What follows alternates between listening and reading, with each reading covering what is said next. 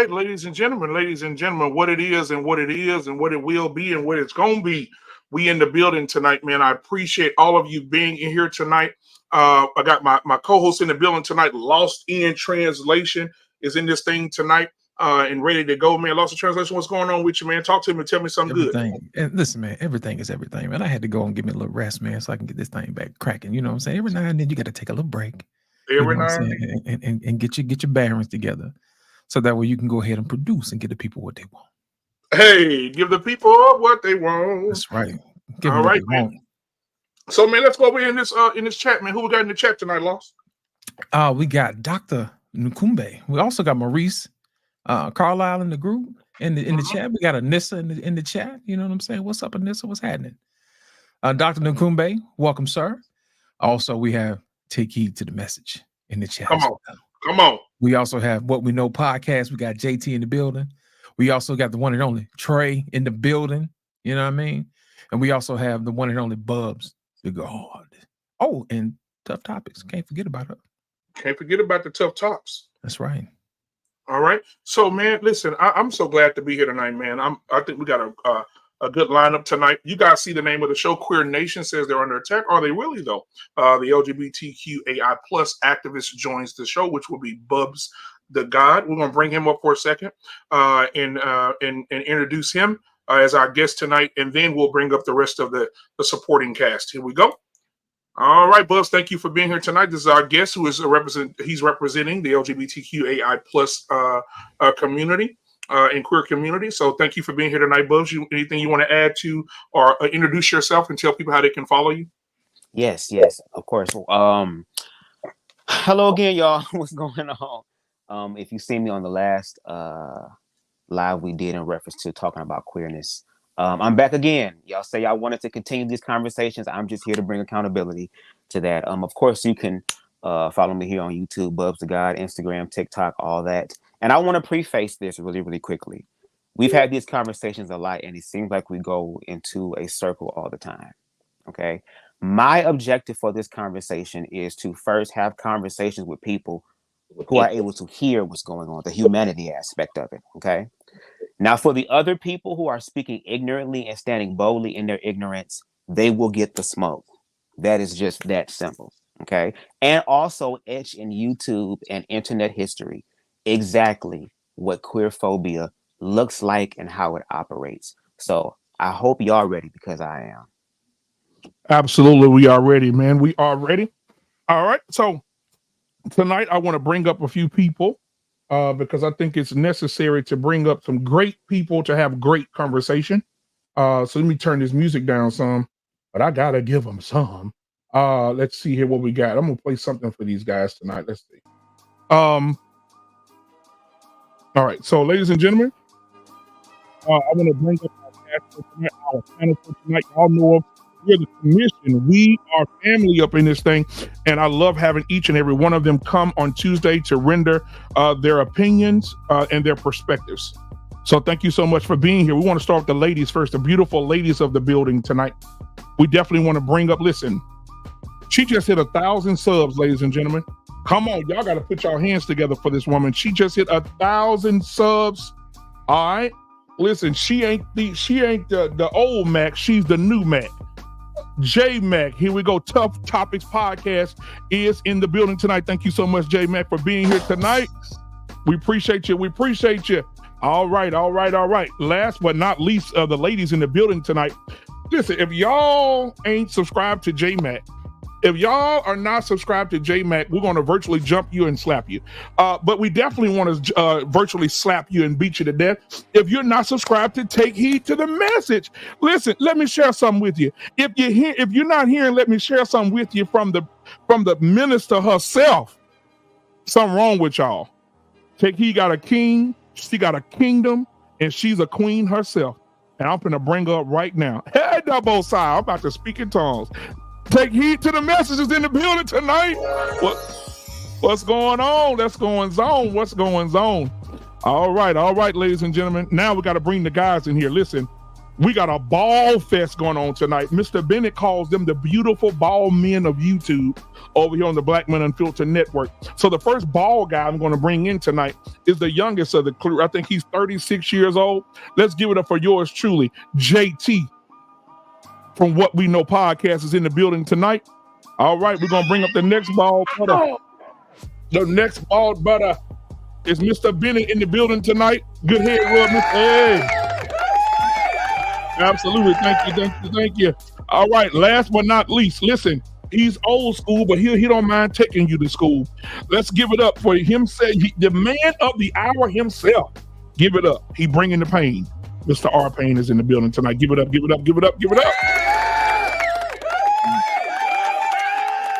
All right, man. All right. So, ladies and gentlemen, we're about to start the conversation. But before we do, I want to get some house rules real quick.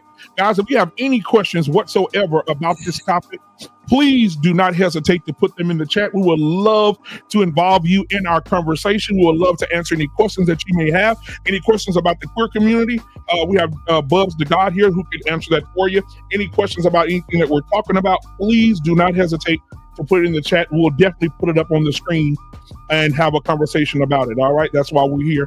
We have a conversation. If you want to give to the channel, you know that the Cash App is going to be rolling at the bottom of the screen. If you would like to give to the channel, if you don't have anything to give, that's okay. I'm gonna do it like the Baptist Church. If you don't have anything to give, go ahead and hit that subscribe button and like button. That helps the show a lot. Hit that. We need that. All right. Everybody on this panel that has a show, our Payne has a show on the Black Men Unfiltered Network called Mr. Boomer. He's two shows in, man. Congratulations to him. He's doing a magnificent job. Lost in Translation has a Super Sunday on Sunday. He also on a whole bunch of other shows because he's just that popular. You might want to get an autograph now because you have to do it late. So you won't have to do it later. So Lost in Translation, thank you for being here. JT, What We Know Podcast. Make sure you subscribe there. Bubs the God, subscribe there. And also Tough Topics Podcast, subscribe there and take heed. What are we talking about? Mr. Bennett is over here with his boy, and he got his own Fitness Over 50 on his IG. So make sure y'all tune into that. If you're over 50, all right, and you looking raw and gritty, call Mr. Bennett. He'll get you right. All right, he'll get you right. All right, now I got another ball brother coming up on here tonight. He's an he's been in our military. He's ex-military. He's ex-police. He's ex-lawman himself. Let's give it up for Trey is in the building tonight. Thank you, Trey, for being here. All right, guys. So let's go ahead and get the show started. Now, the first thing I want to do is check the temperature in the room. I always got to check the mental health of the people that come on this show before we get started. So I want to start with JT first and move around the room. JT, how are you doing today? How's family? How was your day today? Talk to me and we'll move on. All right, man. It's good, bro. What I always say. It's Tuesday. It's Tuesday, baby. It's Tuesday, baby. Yeah. Family is good. Everybody is doing straight. It's cold like it's supposed to be in Michigan, and we still festive. You dig what I'm saying? Absolutely. Thank you, man. Bubs, the God. How was your day, man? How was family? How was life? Life is really good right now. I'm grateful to be in the building to have the conversation. I'm looking forward to some of the other perspectives and hopefully get to a common ground where we can actually do work that advances the entire community, including the, intersections within Blackness. So I'm good, man. I'm good. I'm ready, but I'm good. Absolutely. J Mac, what's going over there in the kingdom? Doing great over here. Just happy and excited to be with everyone. Just also making sure that I'm not echoing or anything. So can everybody hear me? Yeah, you're good. Sound good, Don. Okay, great. So yeah, just hey to everybody on the panel. Really excited to have a great discussion. And hey, Bubs. All right. Take heed to the doggone message. Hello, everybody. Good evening, take heed. No, you're good. Right. Hear you. So I just want to, thank God that I had just had a birthday. That's all. Happy birthday. Happy birthday, sugar. Right. I ain't going to tell my age now. I ain't going to tell my age. It ain't nothing wrong with being 27. Ain't nothing wrong with being 27. Okay. Hey. All right, you take the last roll out. Lost in Translation. I'm getting right over here. All right, we're going to start out with Trey. Troy, how goes it, sir? How you feeling, sir? Welcome to the chat. I'm well. Another day on the stream, another day streaming from the gym. So I'm here. Good to see you. Good to see you. Next, we're gonna start out with Mr. R. Payne. Mr. R. Payne, how are you today, sir? I am doing all right, man. I'm having some work done in the house, right? The wife.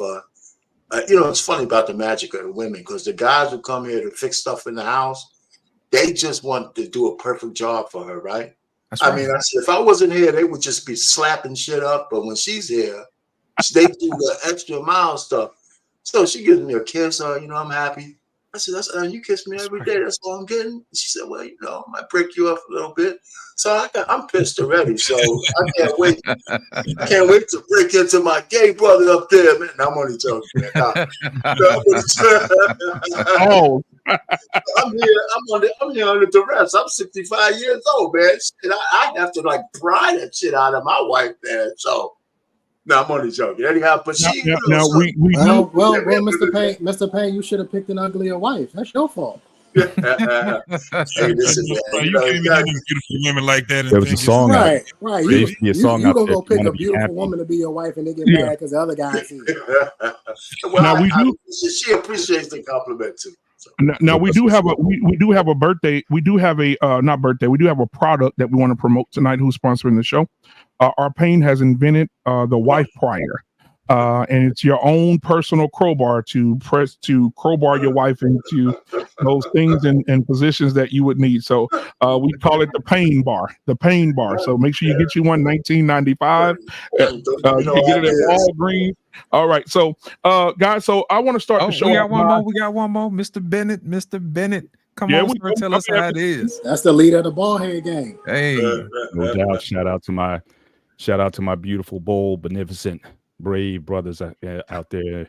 And again, we're still taking memberships. All right, we even take female members as well. Again, female. Hey, Wakanda forever, baby. Yeah, Wakanda forever. That's right. That's right. We're doing well here. I'm in recovery. I had my leg day this morning at 5:30 in the morning. So I had to get those squats in and them leg presses in. So I'll be feeling this really tomorrow. That's my dom set in the next day. But I'll get over that and I'll be stronger for it. So I don't run away from adversity. I don't run away from challenges. I run to them. I always come out better on the other side. So I'm good. That's what's up, Mr. Bennett. Man, and Mr. Bennett, thank you for being here, man. All right, so I want to start the show out by giving Bubs to God the floor first as our guest to let us know what he sees and what's going on, and to the point where where we're butting heads. What do you see as far as the heterosexual community and the queer community, the butting of the head? So you have the floor. We'll listen to you, and then we'll opine. Okay. First of all, thank y'all so much for allowing me the opportunity to be here. I'm not gonna hold you. I'm always nervous before I have these big conversations because I know what my objective is. My objective is to tap into humanity. And there are so many different lines of division that we are playing into that is preventing that from happening. Okay. So I do have some questions, but the first question I guess I want to ask, listening to all of you, is this. How can I say this? What do y'all see in reference to queer people when they are saying that they're being attacked? Do you feel like they're not being attacked? And if so, what does that look like? Like, what do you mean about the queer community not being attacked? Anybody can answer that question. If you need me to elaborate more, I can. You say attack, are you talking physically or verbally? Or are you talking about... the way that it's titled is saying that I think somebody in the comments said it first, that the queer community is acting like they're being attacked when they're not being attacked like that. So what I'm asking is, what do y'all see to make it seem like we're just complaining when we have an excellent life? Or that we have an advantage? Does that make sense? Well, let me break that one, okay? Because, there's layers to everything, right? So it's when they started to put extra layers on regular criminal activity or victimhood, like the hate crime bill. Sometimes the crime is just a crime. And if a person is gay, sometimes just happen to be gay, or in the community, Because everybody who's in the LB, whatever the alphabet community, they don't like wear that on their sleeve. So if they're a victim of a crime, if it comes out that they belong to the community, some people like to get extra credit by saying they were gay, whether that wasn't the reason for the crime in the first place. Now, like I said, there's layers to it. Sometimes it's a direct attack, but I think they all get intermingled and it becomes a big story. Just like when a white cop, deletes a black person, and even before we start wondering why that happened, right? We act like every white cop has at least one or two black people under their belt. But when you start looking at the numbers compared to all the other things that delete us, they're not even in the top 20. You know what I'm saying? So we have to look at it from that context. How much of it is real? How much of it is Memorex? And I would concede some of it is real and some of it is just perceived. So that's where I would come from. So do I think as a community, you guys are under any additional attack than like the Asians or the blacks or the women or anybody else? No, I don't agree with that. Okay, so maybe I should clarify a little bit more, just a little bit deeper. When I talk about the queer community, I should be saying the queer community of color within blackness. Okay. Because when we think about all these laws being put in place to protect queer people, it's really not protecting queer people of color because we are still people of color who happen to be queer. So when you have queer people of color literally showing videos, documenting their experiences, hearing those words like fag and dyke and sissy and tranny and all that stuff, and then when we put it out there and we look at the comment sections, there aren't people saying, oh, that's wrong. They're starting to now. But a lot of the comments are saying, oh, well, that's what they get. Well, you shouldn't be walking around like that. Where they start throwing Bible scriptures and being glad that this is over with. Like, what type of work are y'all going to put into to be able to distinguish who's really being hated on and who's not? Because it seems like that's not the case. Well, let me I didn't mean to cut you off, but I hear where you're going with this. Listen, if we want to just kind of keep it in the black community from the way I stand, you have a whole segment in the black community that's all for the alphabet people. Black women have been the biggest supporters of the alphabet community, and I can, in terms of race. Matter of fact, I would say to a fault. So just because it depends on which alphabet we're talking about, there's a whole cadre of people in the community that's trying to become women and replacing them. And then you get your just hilarious is calling on us for not protecting them. If you know what I'm talking about. So we're all over the place with this thing. But I hear what you're saying. And sometimes the victimization is real. No matter how you look at it, I'll agree with you there. And sometimes it's exaggerated. That's how I would look at it. That's just me. Okay. So let's just take the just hilarious situation, right? I feel like that was gaslighting women in a sense because people didn't watch the original video in its full context. When that trans woman was talking about periods, she was saying that there are intersex people and even trans men who have periods, is what they're saying, because they understand that they are biologically female. The way they show up in society, in the world, is under the guise of women, and that is on a spectrum. Okay, you have biological women and you have trans women.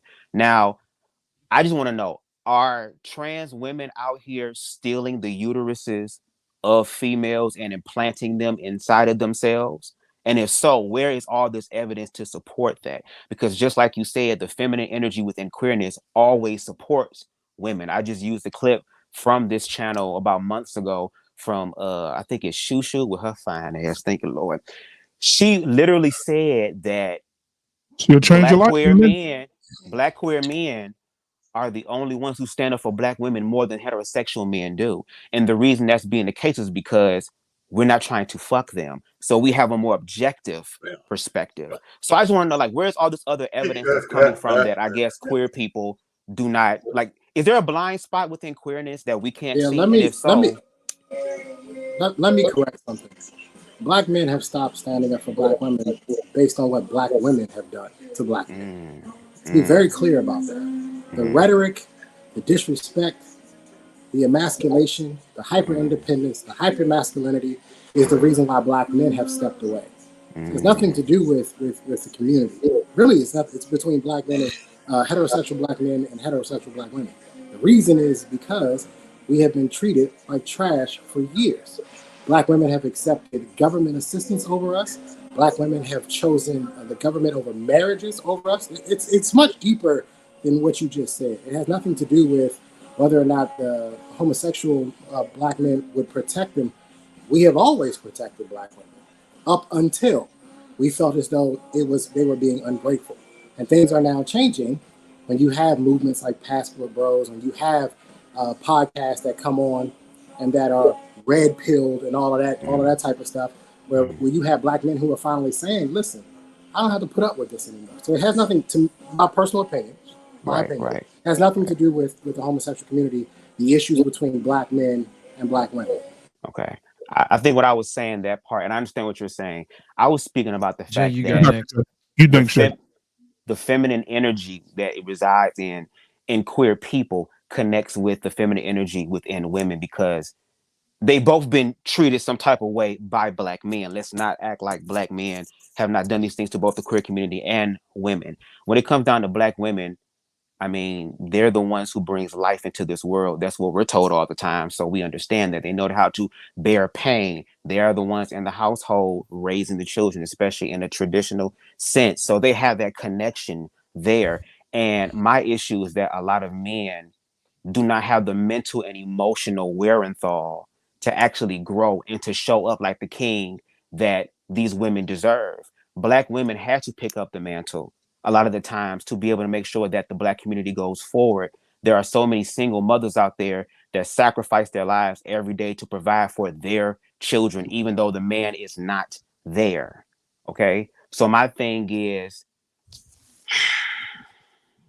the reason why there's an issue here is because, and I think R. Payne has said it in one of the past lives, and it was so true when he said it. I was like, yes.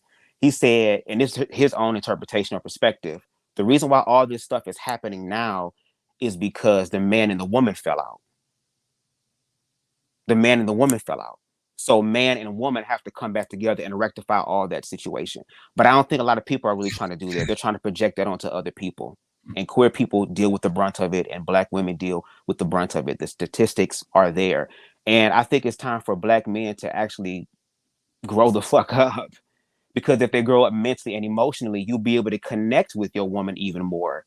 She might be able to cater to you even more. She might even honor the king in you because you honor the queen in her and allowing her to be. So whatever dysfunction that's going on, I would prefer for the heterosexual community to deal with that as opposed to trying to push that out on the queer community. So you said two things that actually don't push very clear with us as black men. Okay, go ahead. First and foremost, you're saying that the demise of the family, women and men, is the responsibility and the accountability of black men. The second thing that you did was you added the queer community into black men also. So you're saying that what we are is terrorists to black women and terrorists to the queer community. Please expound on that part right there. Oh, yes, no, most definitely. I would say this. I wouldn't use the term terrorist. I would say probably dealing with some sort of traumatic stuff that you're not healing from, because black men are not taught to tap into their emotional side, because when they do, that shit's labeled gay. So they actually cut themselves off from that, which is why when little boys are crying, I understand the whole thing about man up in certain type of ways, but being able to console your young son and say, you know what, it's okay for you to be emotional and not try to sexualize it. But then when they get older and get connected with women, they can't even connect with their damn woman in a way that will actually be beneficial for both parties, because they've been told at a young age that that's not something that men do. Men are not supposed to cry. Are you saying that on a large spectrum? I would say a lot, not all, but a lot. There are some. I'm saying, are you saying out of 100% that we talking about 51%, 61%? How many? Is it a large spectrum of black men that can't actually be one with a woman, and we don't, because according to what you're saying is that we have no wherewithal when it comes down to being emotional with our child? I'm not going to say you can't do that because all things are possible. What I'll say is that because the way society has made everything and tried to gay everything up, it prevents them from doing that. I feel like if they were to tap into that more, it would be easy. That's why a lot of men walk away. That's why a lot of men always, when women talk, oh, you nag, shut the fuck up, you bitching. If you actually listen, that's what I'm saying. Like these, when it comes down to human interactions and the spiritual aspect of it, you need masculine and feminine energy, yin and yang coming together. That makes you a aligned human being. And I think there's a disconnect that's going on with that because it seems like for a lot of men, and correct me if I'm wrong, the only way for them to be emotional and be open is when they're having sex. But there's so much more to life than just sex for men too. I disagree. Me as well. But JT, hold that. Go ahead. Hold that, JT, real quick, because we want to get the ladies in here because we need a ladies' perspective in here. And we're gonna. But before we do this, read the super chats. You can go ahead, JT, and read those super chats for us. All right. So we got the RBN, $20. He says, "Stop the bullish about gay men standing up for black women more than straight men. There's not negative narrative. What do you say? There's not a negative narrative about black men that we don't rock with. I absolutely reject the narrative. Show me proof." All right, thank you, RBN, for that point out. Yeah, we'll save that question and we'll answer it later. Let's go to the next one. Do we have another one? Yeah, we got another one right here. All right, he said RBN $2 super chat. Go ahead. Yep, this dude is dangerous. Oh wow, because I'm free in my own mind. Of course, I'm dangerous. I'm not confined to anything. So I want to get the ladies in. J Mac, we'll let you go first and give your perspective, and then take heed to the message. We'll come right up behind you, and we'll go from there. So I guess my first thing is why does not agreeing with a lifestyle have to equate to some sort of disdain or hatred? Or, of course, the term of the week is some sort of phobia. Like earlier in the segment, Bubs, you specifically used the word queer phobia. Yes. Which I find is very interesting. I've heard, obviously, you and I have, whether it was, you reacting to something I said or being on a separate panel, we've indirectly had these conversations. Yes. So I've heard your stance a lot. Yes. And what I gather is that you have a very serious, though maybe not ill-intended, right, pushback towards Black heterosexual males or masculinity. Right. So what is it about their existence that is so, I guess, maybe threatening or upsetting to your existence? Okay. I think the issue here is the fact that when the realm delves into what is known as, and of course I'm gonna use that word, toxic masculinity, as far as policing other men. Whenever there's a Saucy Santana or whenever there's a Little Nas X, now there is this congressional hearing from Black men about, oh, they're doing this to our children, when it's just queer people trying to simply exist and live their best life. But because a lot of Black men, and I want to say this, I'm not talking about Black men who are secure within themselves and honor their divine masculinity, which means they can be in a room around a bunch of Saucy Santanas and Lil Nas X and not feel no type of way because they know what they like. A lot of people are not doing that. This stuff is getting very dangerous. You even have men right now who's not even willing to wipe their own ass because that's gay. I mean, come on, bruh. Are you serious? If I can interject real quick, you're an extremely pro-Black person. Yes. Which, and once again, to me, I find there's a disconnect for me because if you know, or maybe I shouldn't assume, do you agree with the concept that family, that specifically the nuclear family, is the cornerstone to all society, successful civilizations, that's like the basis of the human existence is that a heterosexual couple will come together and bear children and perpetuate the human race. Right. So, as in Black people, we have elevated. We're disproportionately represented in crime statistics, and I don't mean that it's a falsity. No, those are real numbers. When I say disproportionately, I mean we are only 13% of the population, making up 65% of the prison population. That's Yeah. an extreme Yeah. overrepresentation. And a lot of studies have suggested that a very common factor for a risk of criminality is having come from a household without the presence of a father. So, do you not, to an extent, see how propagating the LGBT agenda, so to speak, do you not see how that's directly disadvantageous to the people that you say you care so much about, to Black people as a whole?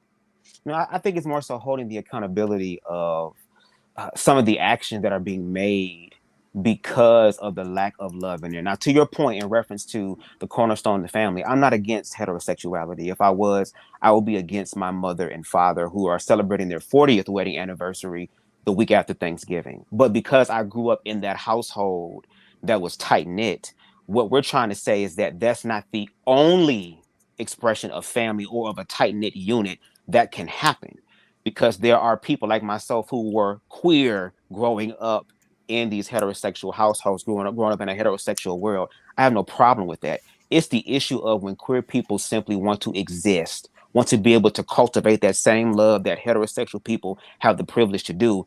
All of a sudden, there is a negative response to it all the time, whether it's from religious institutions, whether it's from other people within the community, and that messes people up.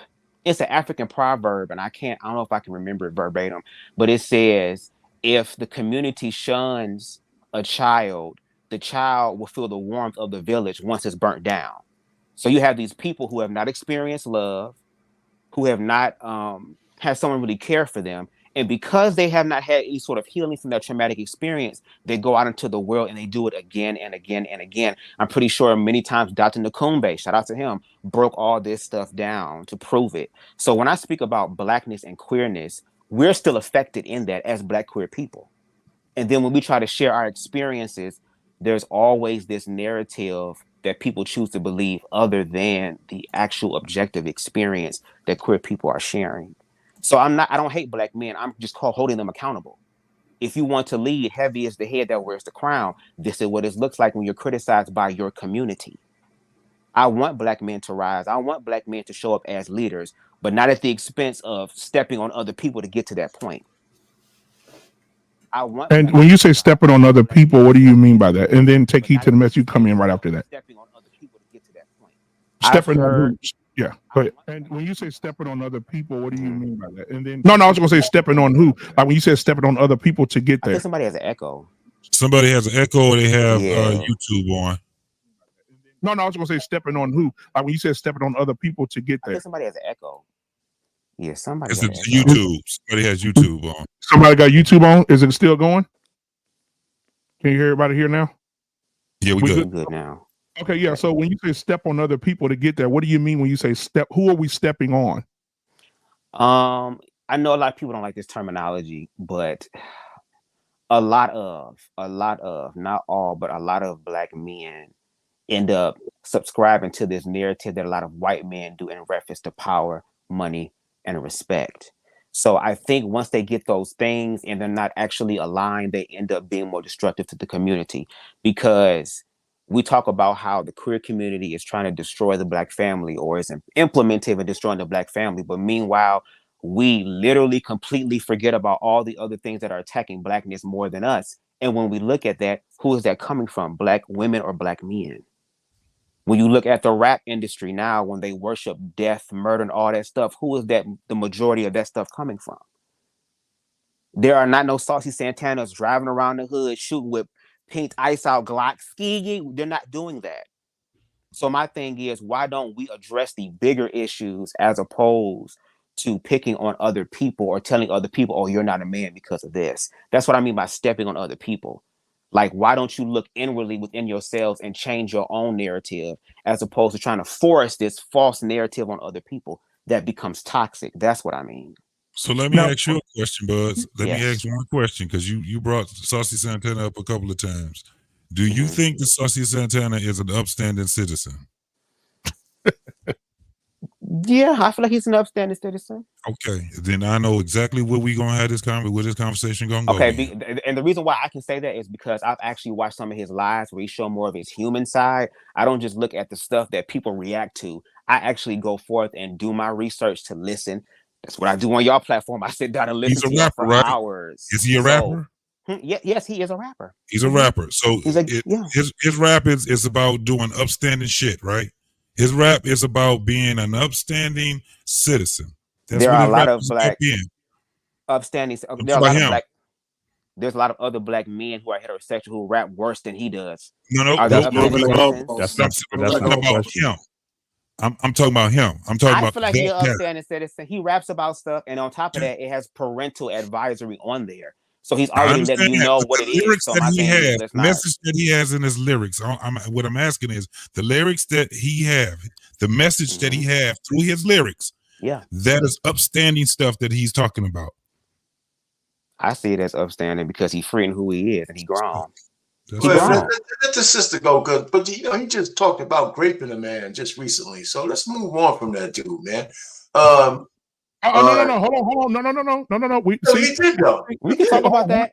But hold on, Arpane, one of the things that I want to do that we have to learn as content creators is that even when we don't like something, we can't just move on from it without addressing it completely. We have to take the reins of it and address it, because somebody in the chat or somebody's watching wants to know the answer to this, or want to be able to defend themselves or have the conversation about it as well. So we're in the teaching mode as well. So we have to be able to address it. Now, we're not going to drag it out, but we will address it, because some of the lyrics that they were talking about, I don't know what song, because I don't listen to Saucy Santana. However, you know, some of the lyrics featuring City Girls, Shisha, I don't know what the hell that is, but I don't listen to it, but I don't know any of the lyrics either. So, but we'll allude to that in a minute. We could talk through some of those lyrics in a minute, but I do want to take heed to the message.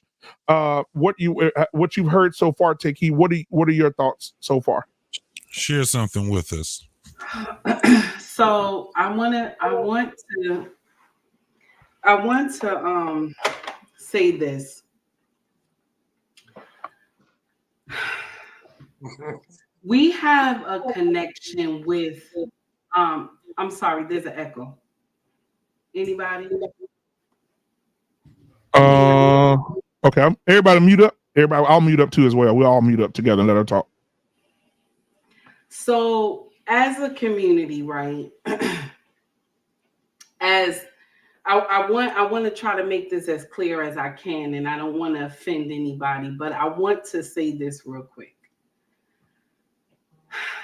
Black women we have failed in the fact of us loving our children that are from the community. How can I say this? Because I don't want to offend, but we have failed in the fact of not, you know what, forget it. I'm just going to say what I'm going to say. We have failed in the fact of us not loving our children that are gay. Okay? Now, I'm going to share with you why I say this.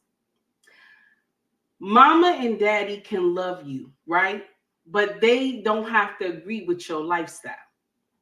Now, the problem is with Black women is that we agreed with your lifestyle. We told you, yes, sis, we love you, sis. You look beautiful in that dress. You look beautiful with your hair done. You look beautiful with your nails done. And we were wrong to tell you that. We were wrong to tell you that. Instead of us working out why you acting like this, instead of us getting to the nitty gritty of why this happened, we don't touch on that. We just tell you, oh, baby girl, you look beautiful, and we know you a boy. This was our problem. This is what we had done. So yes, we accepted y'all into the umbrella of under our name, women. We accepted it, but we did wrong by this, because all we did was help destroy the community. Instead of us talking to y'all, telling you what happened to you when you went to so-and-so house, when you went camping for the summer, when you went to Auntie Jenny house, when you went to Auntie Linda house, what happened to you? We didn't address that. Because why? Oh, Auntie Jenny, that's her son. We family. We don't want nobody to know what happened. Or you went to spend a night at so-and-so house, and then I always sent you over there because I was working all the time. So this is the thing we did not address in our community. And yes, we love y'all. We love our children that are gay. We love our children. Mamas ain't gonna give that up. We love our children no matter what you do. Okay? But we did wrong by not addressing it. And that's why we have so many problems with the trans community now, because now trans is even saying, I look better than you. I wear makeup better than you. My breasts stand at attention better than you, even though I got a pole between my legs. So this is the Black woman fault, because we agree with this. And that's why all this foolery is going on, instead of us coming to you saying, baby, mama love you. But mama needs you to tell her who did this to you, who touched you. Okay? And this is the problem. Now, I'm going to share something with you too. I do not think that the Black man said, I will not protect the Black woman. The Black man said, I will not protect the Black woman who is ratchet, who jumps in any man's face and get indignant.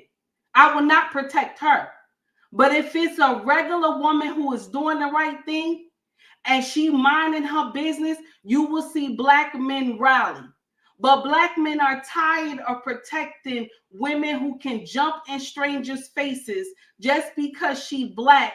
She can jump in anybody's face and say, well, I'm going to do whatever I want to do, and I don't care where the chips fall. This is the problem in the Black community, because our Black women, we co-sign foolery. Some of us, we co-sign foolery. Now, will I sit up here and say everything is on the Black man? No, I will not sit up here and say it's all the Black man's fault, because I'm going to share something with you. If the Black man don't tell his son, suck it up, if he don't tell his son, suck it up, stop crying, you know what happens? Our community breeds nothing but weak men. So when danger do come, the ones who we have trained to be weak, they will be the ones to first to go. So I applaud Black men who say to their sons, suck it up. I applaud you, because you can't go around and raise boys who are weak. Because if you do that, first of all, if you look at our society now as a whole, as Black women and Black men, our society is in trouble. All because we don't have the king at the helm. And because we let agendas fool us into saying we don't need no men. We're the only community that will sit up here and preach on social media, I don't need a man. I could do everything by myself. A man can't do nothing but get me wet. So this is the nonsense that we preach to our young girls, and they turn around and preach the same thing off to their children. So truth be told, we need to understand that something is wrong. I'm not saying that we supposed to dislike or hate our children that are gay. I am not saying that. I'm saying, yes, you're going to love them because they belong to you. But this is the time where we need to talk and say, who did this to you? Whose house was you at? I need to know. Tell me who did this. Because let me share something with you. I have a few people in my family that are from from the gay community that I love so much. Okay? But I tell them I love you, but I don't love your lifestyle, baby. I love you. I'm going to always love you, but I can't rock with your lifestyle. But my problem is that we don't say that. What we do is when you come to us and you got a wig on, you got nails on, you got a dress on, we condone it. Instead of us saying, baby, you ain't supposed to wear that. Instead of us saying, baby, you don't look beautiful in that. You're a boy, you're not supposed to wear that. But because we don't want to shame nobody, we don't want to hurt their feelings, we tend to lie. So Black women have been doing this since God knows how long, and we should have been asking, who messed with you, baby? Tell mama who did this to you. But we didn't do that. We waited until the child and went off to college and they done come home and tell you that they in love with Bobby. And this is the problem in our community. We push everything under the rug, and then we will sit up here and turn around and blame all Black men that it's their fault. When we are at the helm, Black women, we are at the helm. And it's time for us to take accountability, because what's going on in our community is that we are responsible for a lot of this nonsense. But nobody want to talk about that. They just want to say Black men are the problem. I'm done. And I would go so far as to say, I think that Black women had gotten to a point where they despised their men so much that they purposely began to promote or overly support these alternative lifestyles. You were mentioning how they loved their sons, but didn't correct them. And I do, of course, agree with that. But I also think for some of those women, I don't think it was an innocent thing. I think it was a nefarious thing. I think that was their way of pushing back, because Black women today clearly don't like the idea of masculinity. Like, everything about it is a threat to the things that they enjoy doing. If you have masculine leadership and yes, correction and direction, then that does not breed for the ratchetness, as we say, and all this type of culture that we're being so largely associated with. I don't understand why Black people, I guess specifically Black queer people, because I think it's mostly them that make these points. Like when Bubs was talking about Saucy Santana, I can't imagine a world where Saucy Santana needs to be supported in any way. If you were a let's just say a white person, if you were a white person in America, and the only representation you have of Black people is through what you see through mediums like social media or entertainment. And I understand that it's not wise to, to make people into a monolith, but that is kind of how that's human nature. If you don't know the details of something, you look at a depiction of it or representation of it. And so why are we okay with these people, whether it's him or it's a girl or it's a thug rapper? I don't make a distinction. I'm not going to say the City Girls is more or less detrimental to our community than G Herbo. They're all the same amount of filth to me. I don't feel the need to delineate there. So I don't know why people do that. Like a guy rapper talking about toting a gun and catching bodies, to me, has the same amount of filth and degeneracy in it as these girls who seem to not be able to talk about anything but what's between their legs and trick and using dudes for their money, joking about getting rid of their babies. And that's the type of rhetoric I hear from Black women all the time. And I'm not even talking about celebrities. I'm talking about my Facebook friends, people who I have grown up with.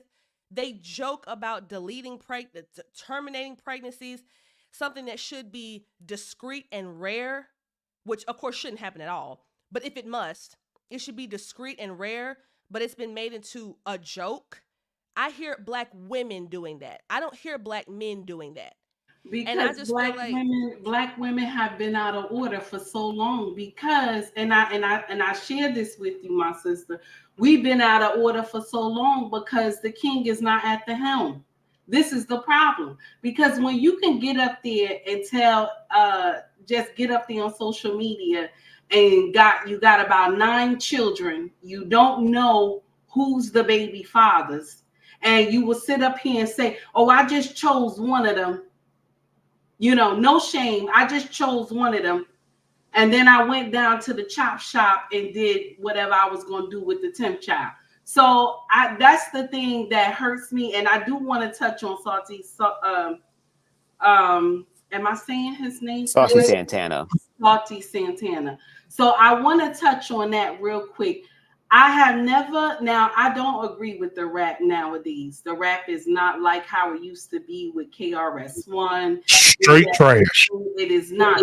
So I don't agree with the rap now. That's across the board, okay? But Salty Santana has said something that has shocked me this week. He told DJ Academics that I will rape you. Now I gotta say that. Let me do it one more time. Rape you. After you lose whatever fight they was going to do. So my problem is that, do we clap for that? Do we clap for that? Because he said something that if a man would have said it, a heterosexual man would have said it, he'd be in jail right now. And that's true talk. That's true talk. And you know how they would have did it? They just would have played the video that he put on social media, and they would have put the man in jail. That's true talk. Now I'm gonna share something with you. A lot of people from the gay community, they do things that the Black man can't do. And if he does it, he's going to jail. He's going to jail. Okay, let's call a spade a spade. We gotta be, if we gonna talk about it, we gonna talk about it because it's true. He told somebody he was gonna grape them if they lost a fight with him. That he would have went, if it was a heterosexual man, they would have went straight to jail. They would have had enough evidence with just the video alone saying it. So we sit up here and we want to say that one is being abused, but the other one is doing the abusing, but it's not, it doesn't look like that to me. Okay. Thank you, Tough Topic. We'll let Bubs respond, and then we get to the bottom row. We'll get Mr. Bennett in here, also Dr. Nkumbe and Mr. Payne and Trey as well. Go ahead. Yes, Tough Topics podcast. And what's the your name again? I'm sorry. Please. Well, take heed to the. Okay, thank y'all for your perspective. I really appreciate it because again, I'm here to try to just understand where y'all coming from. I'm going to work my way from the bottom of my notes all the way up to the top. Now, when Saucy said that he was going to grape DJ Academics, that is a form of trying to punk him, right? Because even when there are prisoners of war, if we look in history, they would grape their male prisoners, not because, oh, I think you're attractive and you're hot, and oh my God, I have my eye on you while you on the ship. It wasn't any of that. It was straight up, I'm going to dominate you. I'm going to take the power and control from you. I think what happens is that people conflate grape with two men who are consensual, who are not, because we think of grape, that's a very aggressive act.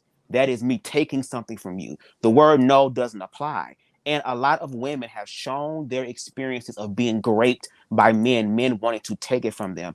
I literally did a live about a week or so ago called something about like bros over hoes, how there are some men out there, they're so horny, they'll just fuck anything, including other men. And I thought that was going to be the topic of it. I have a friend of mine who's a part of the queer community and got raped by a man who says that he's gay, straight, has a girlfriend, all that type of stuff. So that stuff does happen. Okay. So when he said that, that was a way of punking him. And a lot of times, heterosexual men be trying to punk gay people, and there are some gay people who with the motherfucking smoke too and saying, okay, you picked the wrong one, so let's go ahead and go. So when he says it, it's a problem and it's an issue. I mean, they're both men, right? So let the men hash it out in the way they're going to hash it out. Hell no. Hell no. We're gonna have to stop right there. What you just did. Hold on. I would like to finish my notes because I let everybody else talk and say what they want to say. Okay. Also this as well. Black men are the last. Here's the thing. It seems like black men are the last to evolve. And that's not saying it in a way of like, oh, y'all shit, y'all ain't nothing. I'm not on that type of stuff. I have these conversations to bring forth awareness because I want black people to heal, even black queer men. There are black heterosexual men and black queer men that's going through the exact same thing regardless of the spectrum. And I'm attracted to the same sex. So I would want to be with another black man that's healed, that's whole, that's complete, that knows who he is. And I think that's what everybody should get. But we're not there right now. We actually see what's going on.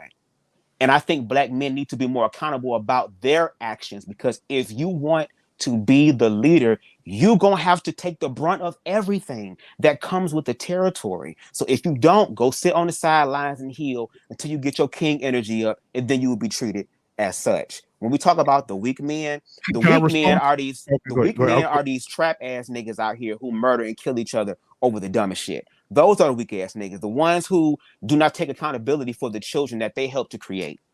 They should have thought about that before they stuck their dick in them. And a lot of men, let's be real, I got a dick too, so I know what it feels like. When you in it, you don't really care about shit. There are niggas who take the condom off when it's good. Didn't we just have a conversation about somebody eating pussy before we got up here? All right then, so we understand what that is. But black men are not being responsible with that. That's the issue. And again, if you want to be the head, you have to wear the crown and be accountable with that. Now, there was this thing that was mentioned, and I just want to understand this. Why is it that when we come down, that's why I say it's queer phobia. Why is it that every time we come down to queerness, especially with children, they were made that way by being touched? Why is that always the go-to narrative? I will use me as an example, and I know plenty of other queer people as well. I grew up in a two-parent household with my mother and my father showed public displays of affection, matched and dressed in the same color, all type of corny shit, slow dance. I've seen that. Grew up watching heterosexual television shows, movies, kids classics. There's even sexualization in the kids movies, but it's heterosexual, so I guess that's okay. All of that. And I'm still queer. Didn't nobody touch me. There is no unlocked memory in my mind that's locking something that needs to be active and open. Why is that always the case? And then when you have children who walk in their truth as far as queerness, the parents say, okay, well, you won't do this shit in my house. And rightfully so. If you pay the bill, it takes the cost to be the boss.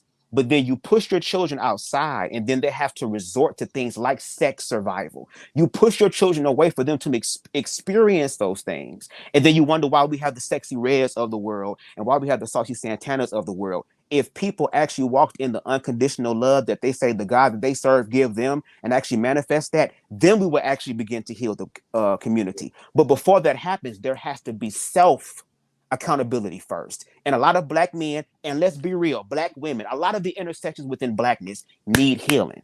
So that's why these conversations are important. We need to really talk this stuff out, because again, there is a lot of assumptions about queer people. And then when a queer person comes on the panel to tell you their own experience, it's completely discarded and everything else is subscribed to. So if that's the case, I guess with white people, I guess they can just, well, whatever they want to believe about black people, it is the case. Despite all the evidence.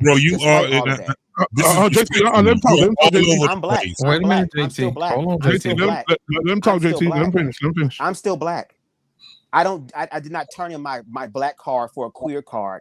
I don't work for the government to where it's like I get 65% off on shit because I'm queer. I'm still in the black community. I still live in the hood. And before there's any sort of community growth, the individuals in the community have to change it. What do y'all then say? Here's a question for y'all. Here's a question for y'all, real quick. Hold on.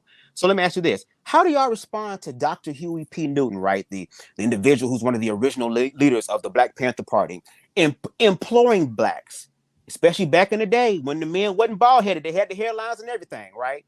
During that time, he implored black people to unpack the internalized misogyny and homophobia and be better men for women, girls, and their non-straight brothers. There is literally a whole interview out there where he is saying he wants to work with the women's liberation that is politically minded and the queer community as well. In that time, it was not just black liberation, it was queer liberation, it was women's liberation, it was anti-war. We're literally in the same era that we are now. And the reason why I'm trying to have these conversations is because it's bigger shit that's affecting all of us. After the 70s, the 80s came. What happened to the black community? Crack. What happened to the queer community? AIDS. What happened to the women's community? Shut up, bitch, make me a sandwich and suck my dick when I want it. All this type of war started happening. The war on drugs, which was the war on the people who were trying to be liberated. And we are here again. So here's my thing. Are we actually going to listen to the experiences of queer people, or are we going to hold on to our fears that we can't even justify? What is we going to do? Hold on, let me say. I want to respond. Hold on. Take it just a second. I want to respond to something real quick, and I'm gonna let the rest of y'all cook because I'm getting old and I'm gonna forget. When you said king up, and men, if you're not kinging up, get on the sidelines because you're not ready for a certain type of woman, or you're not ready. Well, what I teach my son, who is 16 years old, is the kinging up means something different for my boy. And for my son, I say kinging up is do not date or marry a single mother. Right? She's experienced too much trauma, too much disattachment, she's went through too much. She's went through the trauma of the man leaving her possibly that she got pregnant by. That's trauma. Then she got to go through 9 months of pain and pregnancy and cramps. That's trauma. She got to have a baby, come home, have depression, postpartum depression. That's trauma. And then you come along 3 months later and try to play daddy and be with a woman who hadn't healed. We're not going to date that woman. We're not going to date a woman who comes from a single household. If our mama raised her and she had no fatherly influence or no male influence in that household, we can't date her because she hasn't gone through the proper channels of becoming healed. So my kingship from my son is you're the king, and you also have to put a queen beside you. That's going to be healed, and that you don't have to be her doctor. You don't have to be her psychiatrist. You don't have to be in that because she went through all those channels to heal before you got with her. Second thing, we talked about God. When we talk about God as a whole, if we're really, and I'm going to say this, and I don't mean to offend anybody that's watching. I love everybody, but if we're really following what God wants, this conversation is not even happening right now. Or the interpretation of what y'all believe God wants, because the Bible is a book of interpretation. That's why there's a pastors out there now who will say, if there was one book that I would have when I was on an island by myself, it would be the Bible, because every time I read it, I learn something new. Something happens in my life that brings forth revelation, certain experiences, trials, and tribulations that I've dealt with. It's able to unlock my mind. The Bible is a mirror. Now, if you want to believe it, I got one more thing. If you want to believe it in the aspect of organized religion, that's fine. Do what works for you. If you believe that God and religion and Christ has set you free, I will never tell you that's a lie. As long as you are manifesting your best life, you happy, you're not hurting anybody, I have no problem with that. Right, I have no problem with that. But the problem that I have is that, again, there are these assumptions that's going on. Okay, let me say this. Go ahead. I'm gonna say this on that, and then we're gonna move on to Mr. Bennett because he ain't said nothing. JT, just do your best. Do your best, JT. Do your best. I love you, brother. Thank you. I'm gonna say this. When we sit up here in the title of the show, it says, queer people are under attack. We're under attack. Now, you just said something that was very prolific that I had to stick up here. You said, then it came to a point where it sucked my dick, make me a sandwich. Right? That's attacking marriage.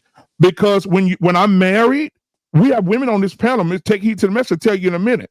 I have a clip of Take Heed telling the women, if God not gonna be mad at you for sucking your husband's dick.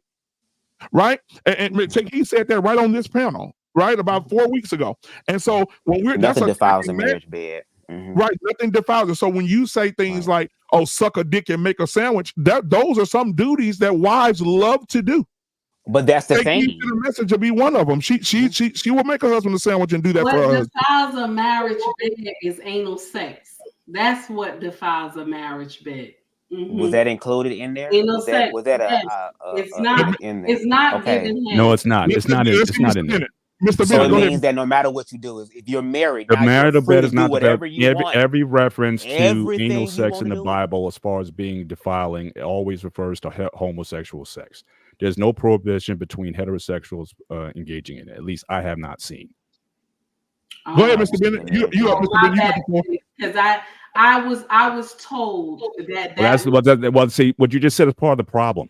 All right. I mean, no. I mean, hang on. I'm just saying. Just clarify. So I said that I did not know. So I'm not. No, but what I'm saying, but no, your point. I'm just saying I didn't know. Understood. But I'm saying, but the point here is that people are being told, and I think that's part of the issue that I'm hearing tonight, that I'm frustrated about tonight, is that we're going off a lot of things that are being told, whether or not it's true or not, whether or not it's effective or not, or whether or not it's moving the bar or the conversation to a better place.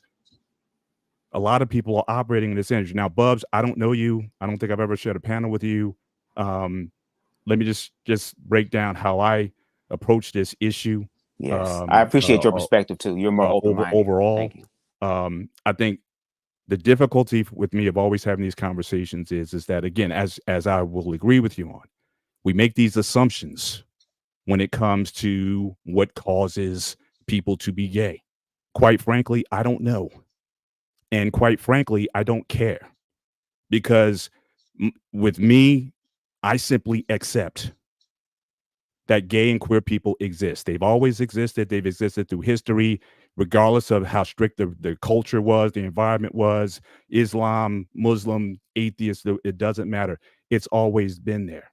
And I acknowledge the fact that community has been part of our community and has been part of building the culture of our community, from our music to our dance, to our politics, to our civil rights.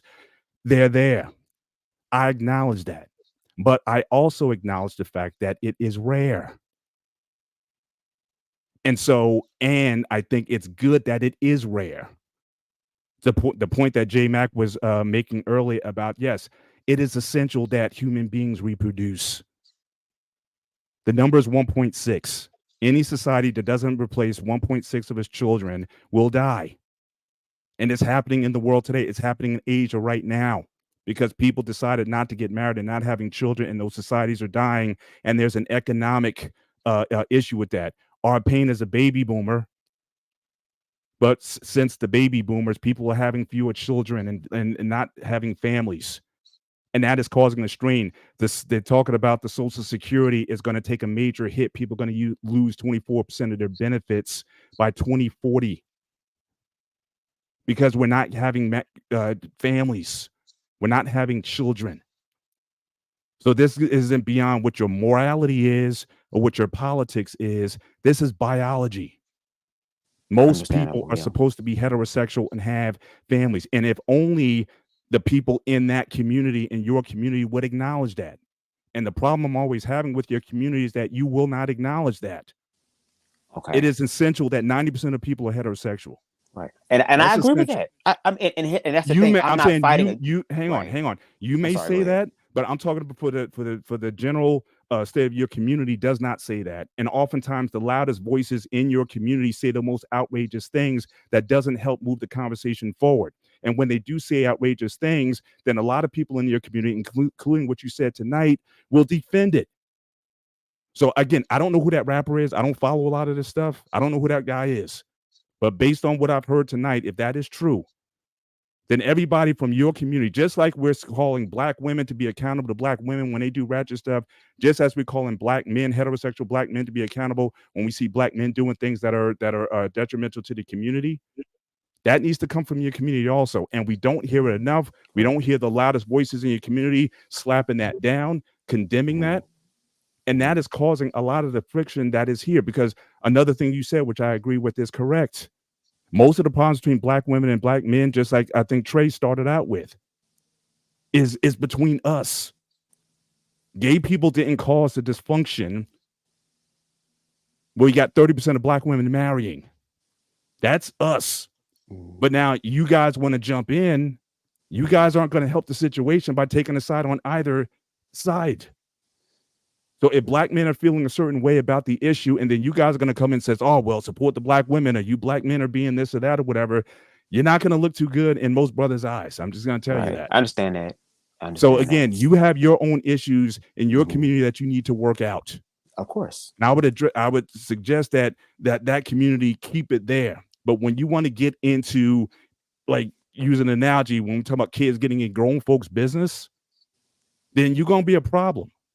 And people going to clap back and say things and attribute things to you that maybe they shouldn't. But again, if y'all aren't going to police yourselves, and I've heard other gay people talk about the extremes that are in your community, but they don't have the platforms to necessarily speak up against it. And so if you want to do a service in this area, when you do see these things that are going on, y'all need to speak up about that. It's not up to us. And we got our own issues as heterosexuals to work out. Black men and black women, we got to come to an understanding, forge a new way forward, that we got to heal. We don't need your voice in the room. Stay out of the room and let us work out what we got to work out.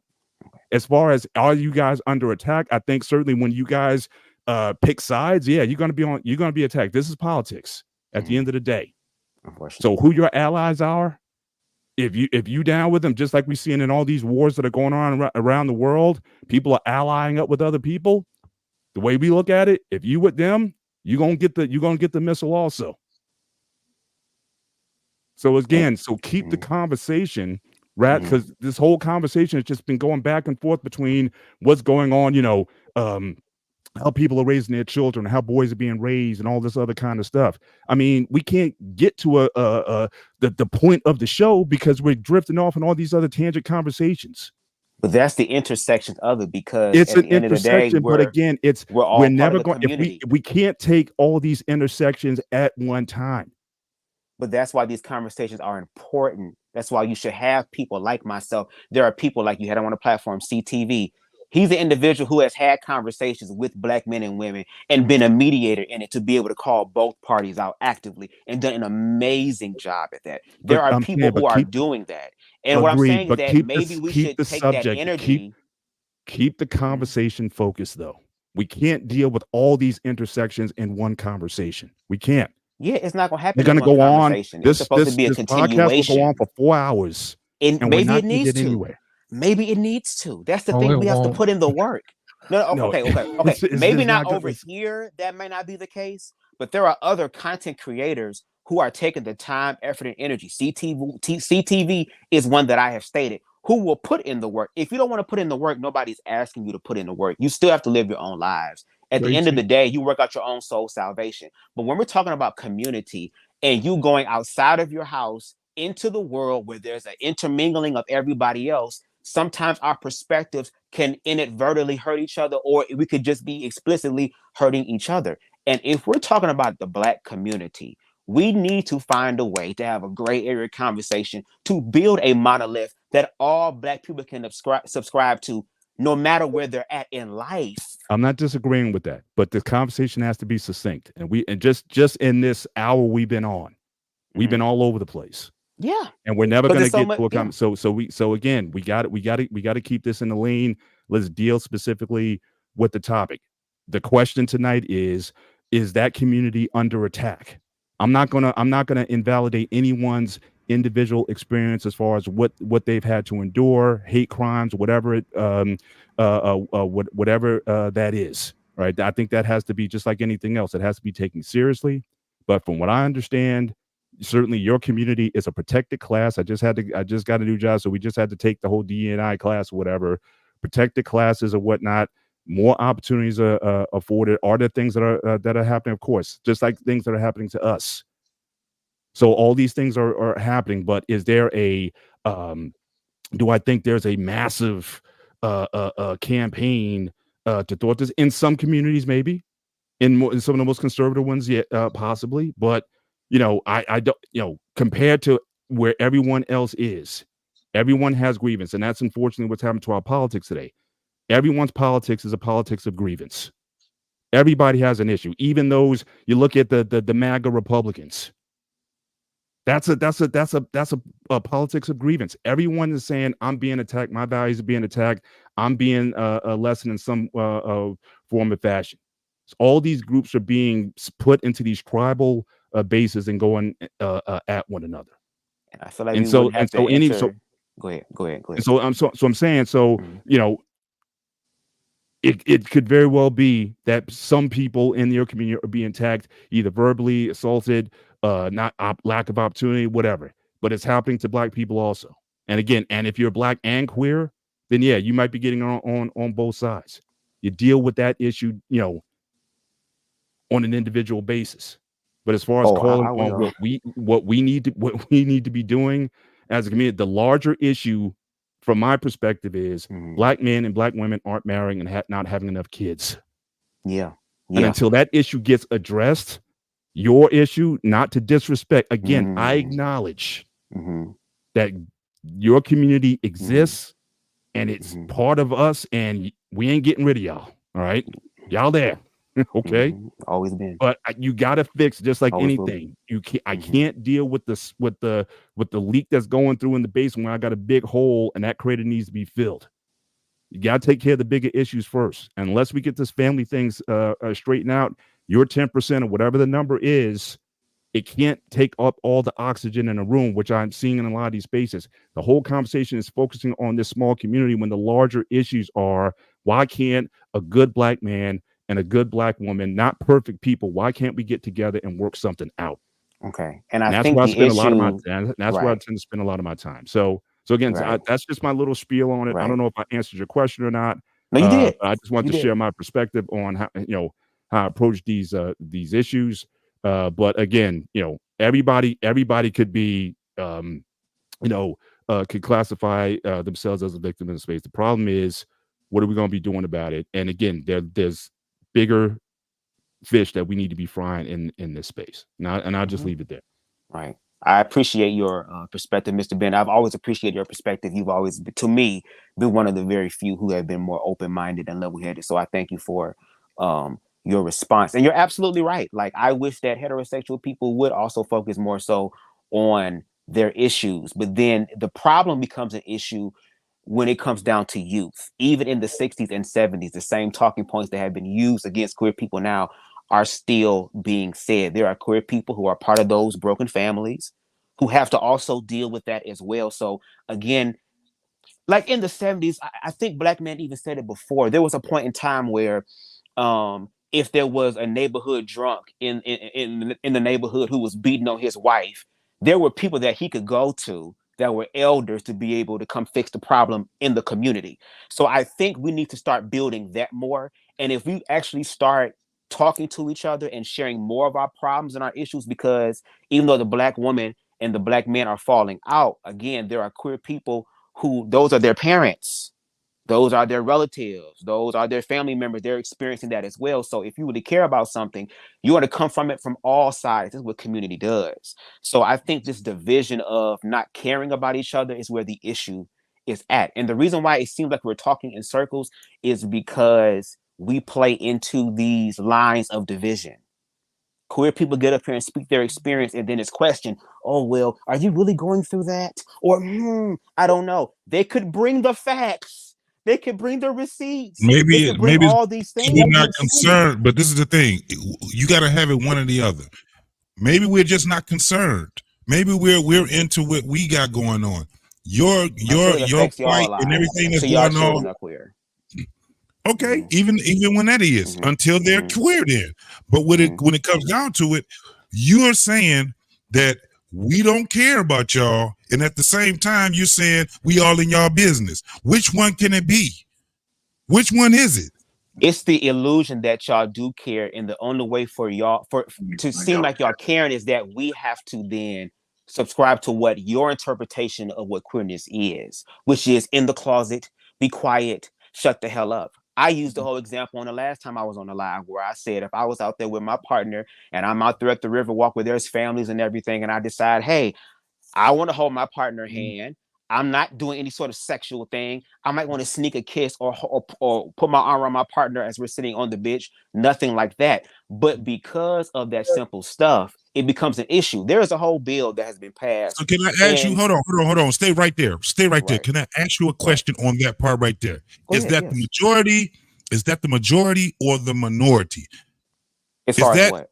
That look at you and sit back and evidently they sneer at you or whatever it is that you're saying that they're doing. Is that the minority or the majority of people doing now?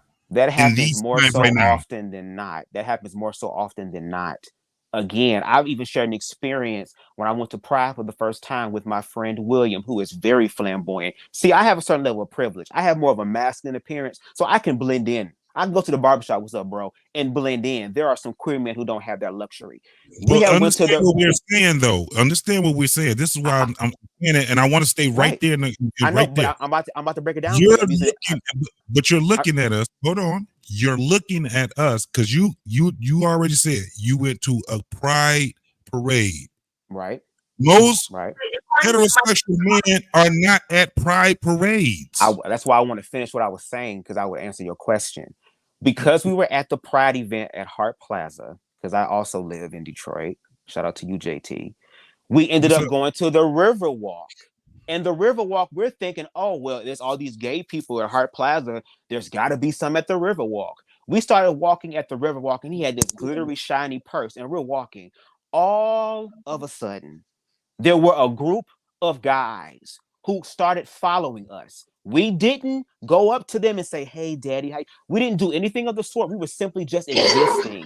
But because they were existing in the way that society says, oh, that's not what a man is, and not attacking masculinity, toxic masculinity, the extreme of the toxic masculinity, the extreme end of it is what came up to them.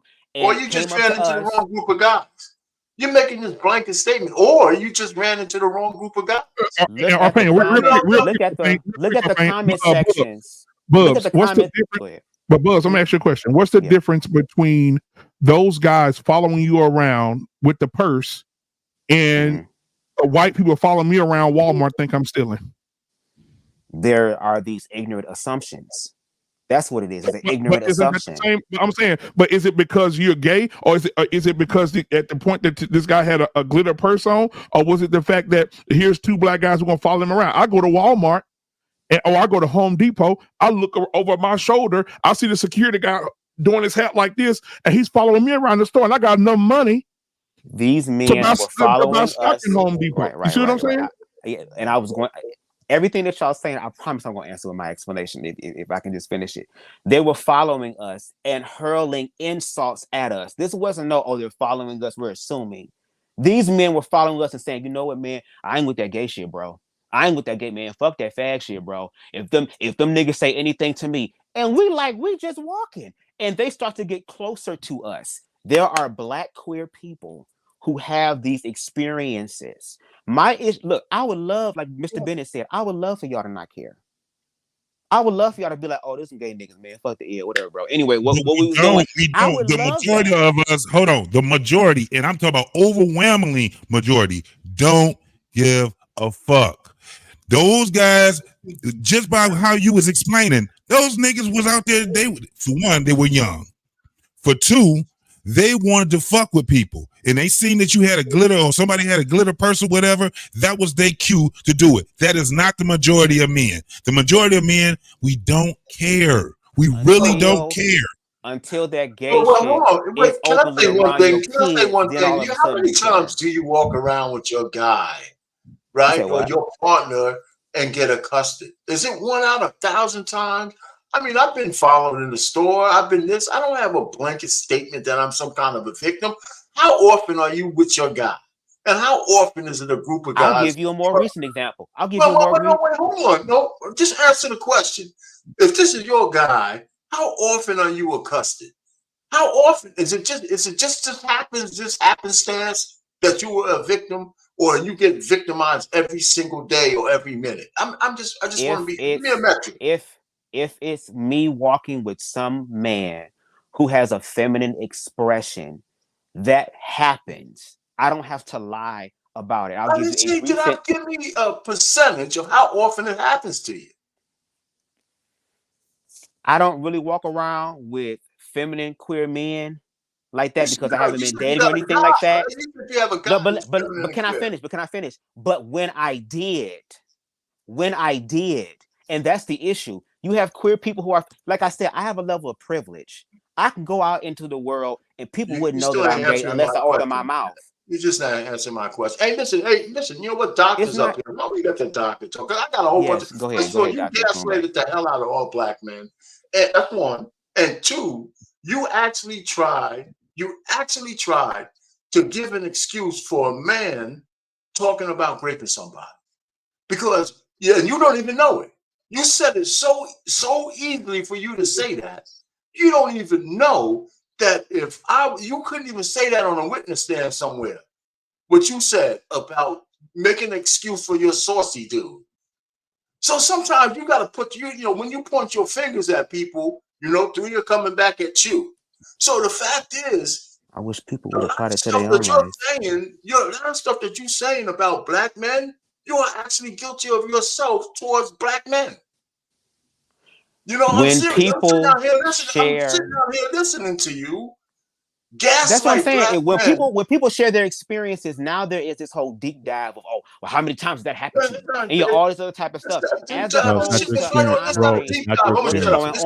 but then when y'all want to defend DJ Academics about one mic, y'all. One mic, y'all. When you're on the mic, I know when you're in the mic, we give you a lot of deference because you're the only one up here. So I can understand you can talk, and people are gonna let you speak a little bit more. I ain't gonna say too much more. But I've been listening to you. I've been listening to what you have to say. And I don't need you to change your tone, but your inner self and what you feel about black men is coming out in your conversation. And it's not completely objective. And some of it is downright disingenuous. Just to me. How? I mean, what did I say that was disingenuous? Break it down for me. The excuse you try to give for Saucy Santana, because but everybody. Then y'all you gotta let me finish. Go ahead. Because everybody knows the whole crime of rape is about aggression, whether it's about men to men, men to women. That's what it is. And you try to say because his was a crime of aggression, it's okay. So what I'm just trying to say is you got to hear what you're saying sometimes too, because all the legitimate points you make, you could dispel them by losing credibility, depending on how you point those fingers. Anyway, that's all. I'm gonna land it there. But whoever's next. We're gonna let Dr. Nakumbe Saucy Santana. That's why I asked you earlier. Do you think Saucy Santana was an upstanding person? And you said you thought that they were an upstanding person. That was the reason why I asked that question. Okay, so I want everybody to be able to get in. So we're gonna start shortening our comments a little bit so everybody can jump back in here. So we're gonna get Dr. Nakumbe in here, then we get Tree in here. And then we'll go we'll go back. Do we need to wait, Phil? Wait, I was about to say we need to wait. My bad. My phone. He here. Hold on. Reloading. My bad. I want to answer your question. I said yes, he's an upstanding citizen because besides his lyrics, which is a form of entertainment, I've again watched his lives, got to know more of his human side. See, y'all see one perspective. No, that's the issue. That y'all see one perspective. I got a whole but you said men don't hold men accountable. I'm finna hold you accountable. Now you just said a few minutes ago, you said his lyrics are entertainment, but you say the rapper's lyrics are influenced on people to make them feel like it's trash lyrics and they down women and they down men. But just like J Mac said, the same trash that they talk about guns and killing each other is the same trash that Saucy Santana's putting out. So it ain't entertainment. It's toxic it's toxic and influential and creating more toxic shit. Saucy Santana. Okay, well, for a person who listened to some of Saucy stuff, instead of assuming what I've heard, he's never talked about gun clapping or anything. If anything, he was talking about fucking with the trap niggas, like how a lot of these women fuck around with the trap niggas. Give me a minute. Hold on. JT, just give me a minute. Let me work this. I'm gonna read this. Girl, you working that ass, yeah. You're bad, yeah. Make a nigga spend his cash, yeah. He last, yeah, right? That's back that ass up, right? 99 and the 2000, right? That's those are men, right? That should be toxic masculinity because what do we call it? When we're against women. Okay, so then let's go to Saucy Santana. Yeah. There you go, misogynistic. Yeah, the word escaped to me. And then here go now here goes Saucy Santana. It must be that ass, cause it ain't your face. Snatch a nigga soul, but I ain't leaving a trace. He like it when I back it up and dump it. Back it up and dump it. Whoa, what's the difference? What's the difference? It's the same trash. But y'all was just, it's a form of talking about sex and putting it in a song. Y'all was just talking about sex before we came up on this motherfucker. Yes, you know what? We was talking about sex with married couples. But it's still sex. It's still sex. It doesn't matter. We're talking about sex within marriage. We're talking about sex within marriage. I'm not up here saying, hey man, you fucked that hoe today. Mr. Payne been married for 36 years. But it's still talking about sex. Can I address this? Go ahead, Trey. You guys are way off base here. Go ahead, Trey. Here's the thing. Until DJ Academic says it's a threat, it's nothing. It's words. That's how the law works. Whether you guys like it or don't like it, I don't necessarily agree with the comment that he made either. But that's the facts, and that's how the law works. Until DJ Academics reports it as a crime and says, I felt threatened by the comments that he made, it's absolutely nothing other than words. Now, when DJ Academics, because he would be the victim, when DJ Academics goes and says, yeah, I actually believe that he could do that to me, which I highly doubt he will, because that's how a threat is assessed. The person has to believe that the person could actually carry out the threat. So if DJ Academics doesn't feel as though he can carry out the threat, this is nothing. It's worse. So let's just move past it. He said it. We don't agree with it. We don't like it. But the only person who can truly acknowledge whether or not it's a real thing is DJ Academics at the end of the day. Let me say something about toxic masculinity. But Trey, you missed that point though, bro. No. I got the point. You guys want to hold him accountable. It's very obvious he's not going to accept the fact that he made an excuse. Let's just move past it. He's not going to realize that he said it. We heard it. Y'all heard it. We know what it is. Let's move past it. And that's a blow to men's masculinity when it's a feminine dude saying that. There is no such thing as toxic masculinity. There is no such thing as toxic femininity. There is just masculinity and femininity, and there are toxic people. That's it. Stop trying to put this thing on toxic masculinity.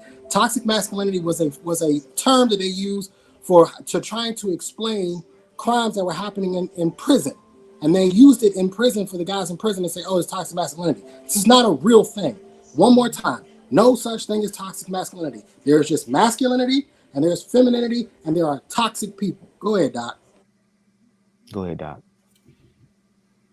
All right. Shout out to the panel. Good evening, everyone. And shout out to those in the chat. Thank you for being here. I want to be aware of time, so I won't spend too much time on too many parts of the top conversation. For those who catch me on Thursdays with Coach K, if you heard me about a month and a half ago, I told her I just finished a book and some research. So about a month and a half ago, I don't know which show, but it's there already as a receipt. It's already there that I just finished a book.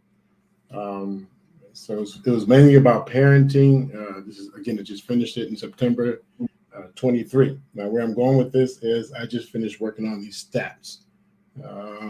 So I'm going to read to you from research, I mean the interviews I've had with people and readings that I've done, and they come from the same stats that are in my book.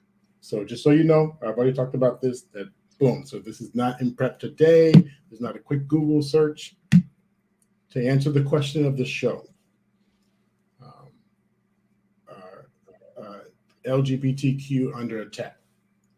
There are 10 of us on the show tonight. Let's see where my camera is. All right. 10 of us on the show. Looks like I have a delay. I don't know how well you see this. The rise in the last 5 years, 7 out of 10 LGBT people are being deleted. In the last 5 years, 7 of 10, I just put X's. Don't take it personal. I put an X on myself too.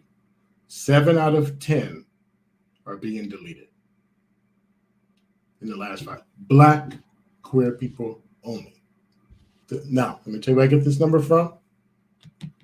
Interviews and readings from here in Minnesota at Pride Institute the largest LGBTQ treatment center, Howard Brown Health Center in Chicago, Los Angeles LGBT Center, in Boston at the Fenway Health Center, in Atlanta at PFLAG. So these are live or online phone calls, live interviews, journal readings, so people who are either published or not. I try and keep it to the ones who are published because they're more scholarly. So the Queer African American Women in Violence, a gendered intersectional analysis of the experiences of African American lesbian, bisexual, and transgender individuals, Journal Urban Health 92, number 1, chapters 27 through 39. Homicide among LGBTQ HIV affected communities in 2018. And the third greatest reading was The Intimate Partner Violence Among Sexual Minority Populations. Literacy, written in 2018. Journal 1, chapters 41 through 52. I am a certified in Minnesota suicide prevention deletion interventionist and preventionist. I work in the jails doing training. These stats are 2022. Just last year, I did this workshop. I'm going to go into some stats, and again, I'll do this briefly. These stats are about statistics on those who are deleting themselves in the jails, and the numbers or percentages of straight men, Black men, who are engaging in sexual behaviors, straight men who then engage in sexual behaviors, and then also engage in self-deleting between ages of 20 and 25. To answer the question, are the queer community members at risk? 79% in the last 5 years. Again, please do your own research. Now, here's the problem. So research tells me the numbers are up, 79%. 8 of us, really, if you round it off, 8 of us are deleted per year in the queer community, Black people only. That would tell me the numbers are up. Here's some problems. The schools had people come and interview them, and what they did is they interviewed coming out of the endemic, the pandemic coming out of it, the endemic, and they were asking about depression, sadness, and someone decided to squeeze in, ask told, voluntold. Someone decided to squeeze in orientation. It had nothing to do with the conversations. It's like me going to a school with my phone or doing a concert, and the security said, don't take out your phones, put your phones away. And then I get on stage and say, everyone take out your phones and put a like on my page. Well, if there's 3,000 people in the audience, I just got 3,000 likes. So the part that was messed up is the people who were part of those votes and part of that data was talking about depression and what the pandemic did. They weren't talking about their sexual orientation and saying that they were so unhappy that they wanted to change. The population, according to these stats, but this is through American Census Board, so not everyone report. I never answered the door to the Census Bureau, so this is not the most accurate number. Only 4% of the U.S. population identify. Only 4% identify as queer. So one of the challenges, and I would like to throw into the question, do we recognize Black people? So I heard someone say, don't mention intersection. Don't mention that. But when I'm talking about intersection, it's Black people, Black men, and sexual identity. If we take away the sexual identity, do we care enough about the Black men? And do we care enough about the Black people? So yes, we care enough about them, but when you add, well, then here's the question for all of us. If we add a qualifier, the qualifier being gay or queer, then what qualifiers do we have that make us bad people? The violence towards the gay community, part of that doesn't come from the actual gay community as much as it comes from the representatives and the people with money who are pushing the agenda. And when you push a certain agenda, the retaliation is anyone that looks like it, sounds like it. So they end up getting their ass whooped instantly. Now, we've always had ass whoopings of anyone who looked different. If you see a roach in the house, and I'm not calling anyone a roach, this is just an analogy. If you know how I work, you know I do metaphors and analogies. What do we normally do when we see something we don't like or afraid of? You see one of them things with 1,000 legs, a centipede or whatever, blam, boom, blam, we kill it, right? So part of the challenge is if we don't like you, if we are heterosexual and you look different, sound different, you're treated as that roach. And then the biggest water bug says, why are you doing this? And the larger population is going to say, that's a stupid question. What do you mean, why are we doing this? But then there's the other half that says, it is life, and I won't kill it. It is life, and I'm going to let it go outside. It is life, and I'm going to let it roam just as much. And you know how we think about I can't speak for you. Sometimes when I hear that, I'm like, yeah, I'm not living with no damn goddamn. Mice, no. And then the other times when I'm like, whoo, buddy, you are just enough by the window in my car that I might crack the window and let them get sucked out. Now, again, not calling anyone bugs, because there'll be someone to say, you call us? I'm not saying that. What I'm saying is, as a community, as a population, as a society, we've gotten used to anything that doesn't look like us, sound like us, and they're different.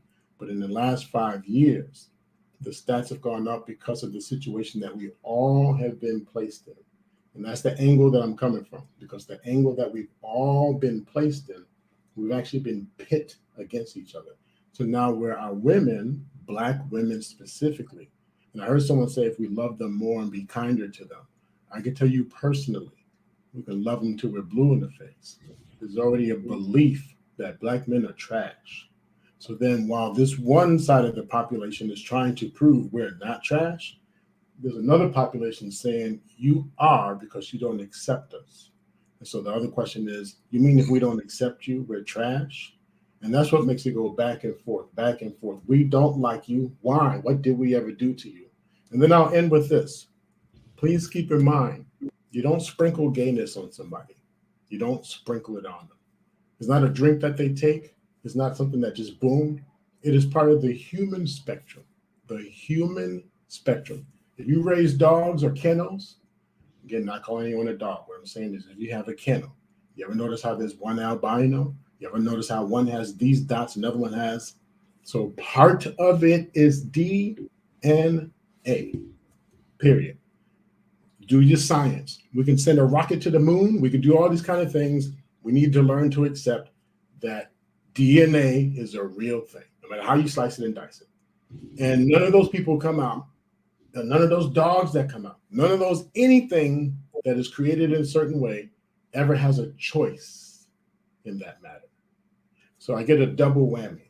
I didn't get a choice to have this albino skin, and I didn't have a choice. If I want to be productive, I got to go out in society. I'm already having people judge me, look at me funny, and on top of that, someone's going to beat my ass because I don't look like them. So I say we have to take that into consideration, the DNA part. Then there's the flip side of it, where there's the environment. We talk about people being touched. Please remember how the brain works in neurology. You can touch someone and the body keeps score.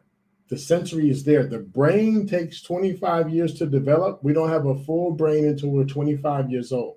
The sensory system is intact from the time we are born.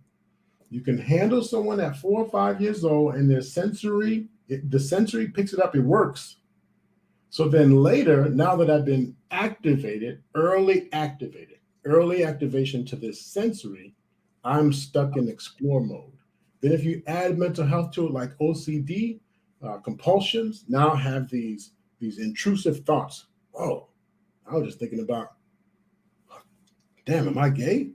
I was just thinking intrusive thoughts. So now you have this thing where environment or this previous experience on top of the neurology that says, I want to try some things. And if you ever taken someone and said, yeah, oh, just lay back. Can you tell if that's a guy or a girl? And you give them some damn good head. I'm talking about good, male or female. You give them, they'll tell you, oh my gosh.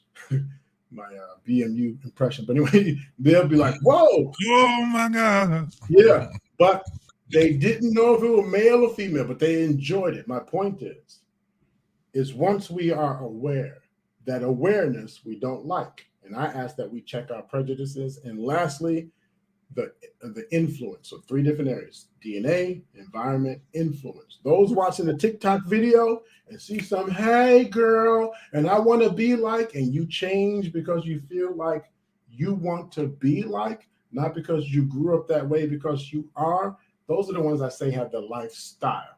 So the first one I talked about, that's not a lifestyle, that's who they are, who we are. We all have our own identity. And then the second one, that's not a lifestyle. In fact, that's a deletion sentence. That's what that is.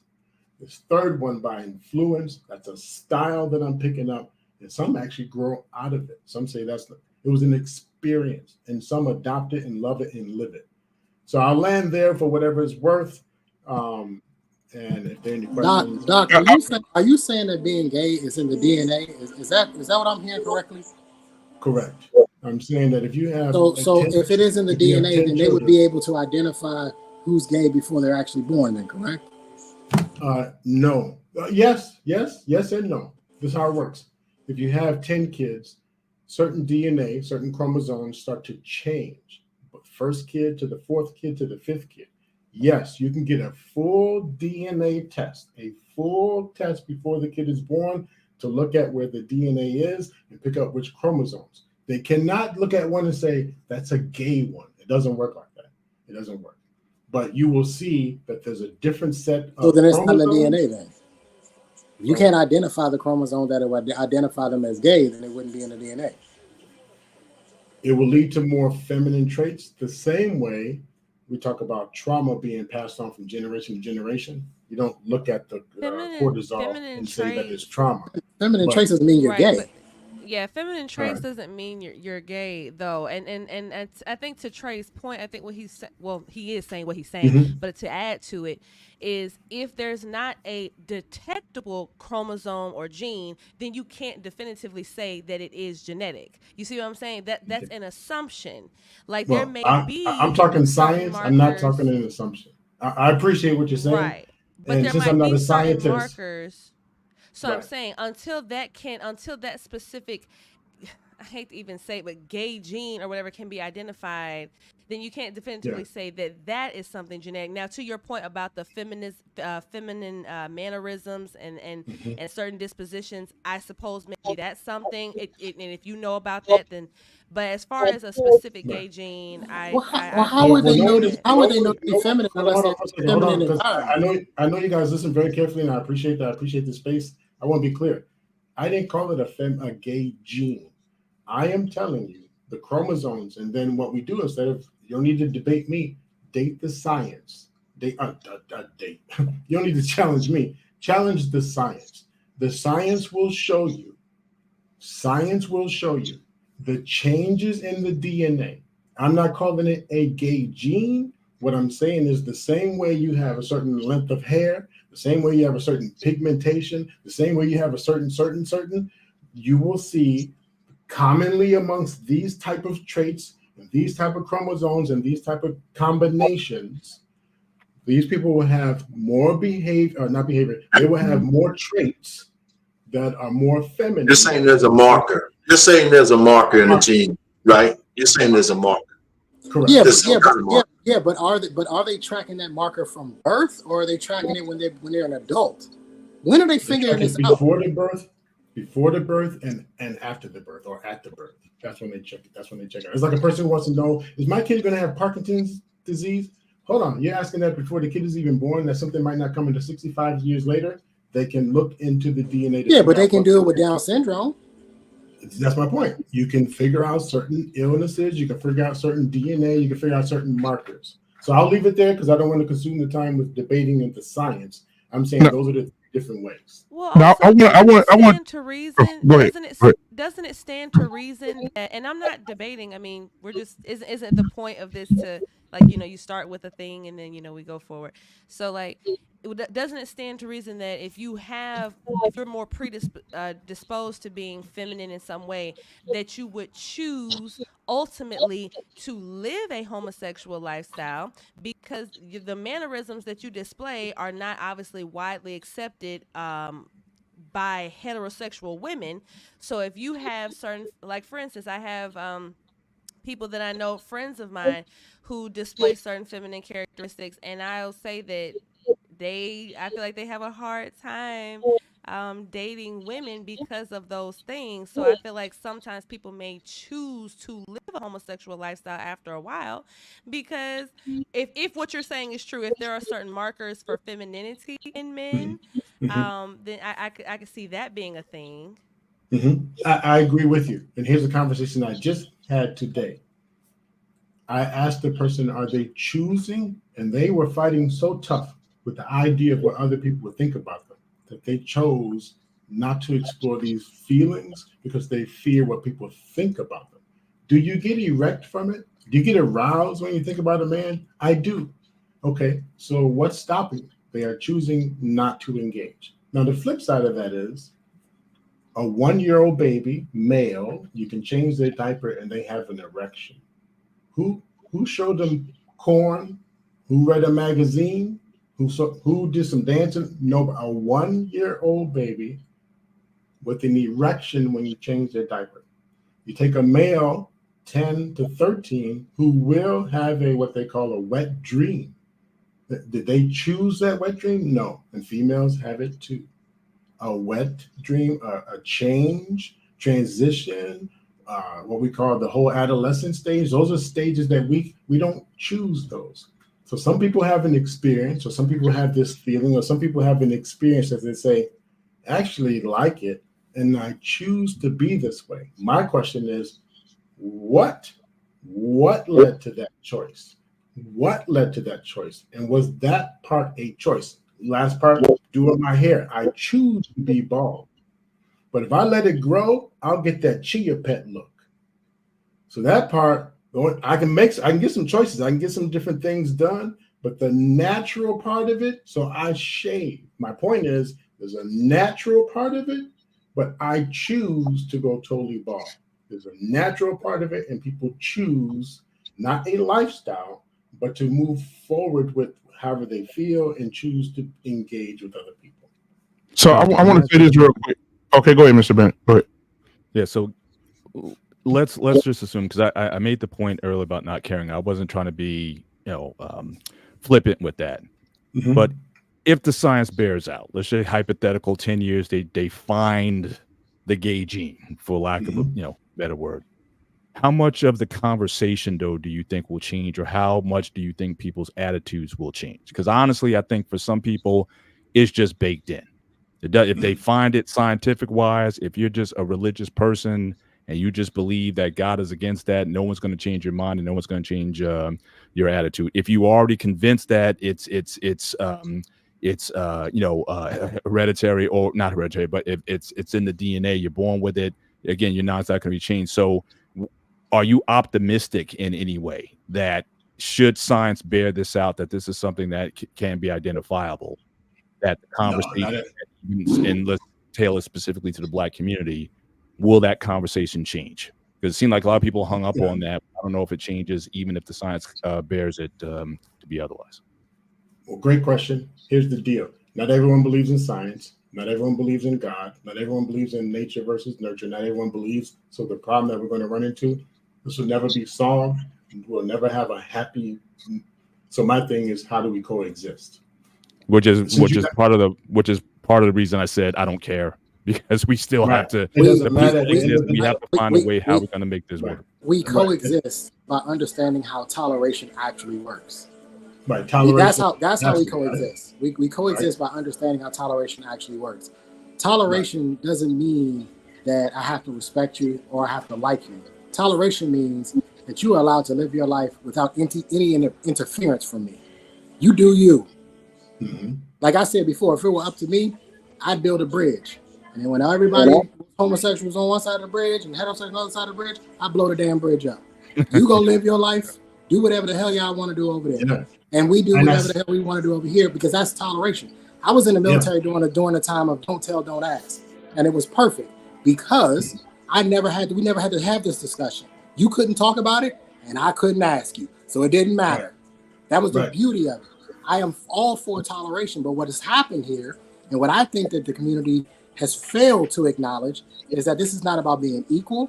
This is not about being accepted. This is not about being validated. This is not about attention. This has always been, from the beginning, has always been about supremacy. It's always been about being better than heterosexuals and wanting more than what heterosexuals have had and being in control of the Black community all together. And I point to the Black Lives Matter movement because they were one of the first ones to openly admit that this is what they were trying to do. Okay. You had a president that question. sat in an office for 8 years. Hang on, Doc, because you talked for a while. Well, before you talk You about said a president that sat in office for 8 years, and he changed a lot of policies in favor of the homosexuals. Right.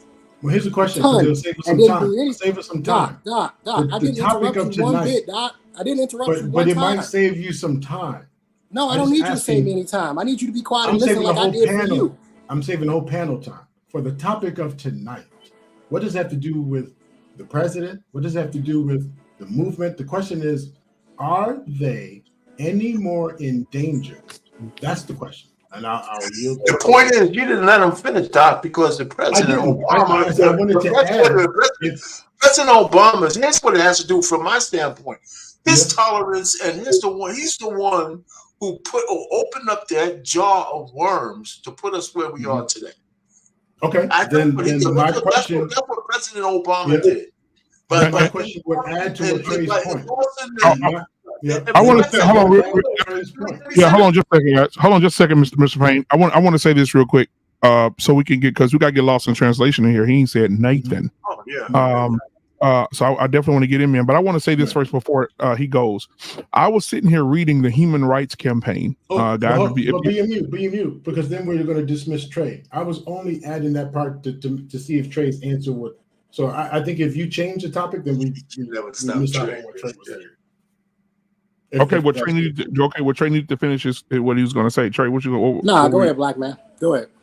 Okay, so here's the thing. You guys get on these fucking panels and you give these fucking soliloquies and you give these fucking dissertations and you're not concise with your points. And when somebody else starts talking, you want to interrupt them. You sat there and listened to that whole fucking dissertation and nobody interrupted you. Not one person did. And as soon as somebody else starts talking, you want to interrupt. Go ahead, Black man. So I was reading the Human Rights Campaign, right?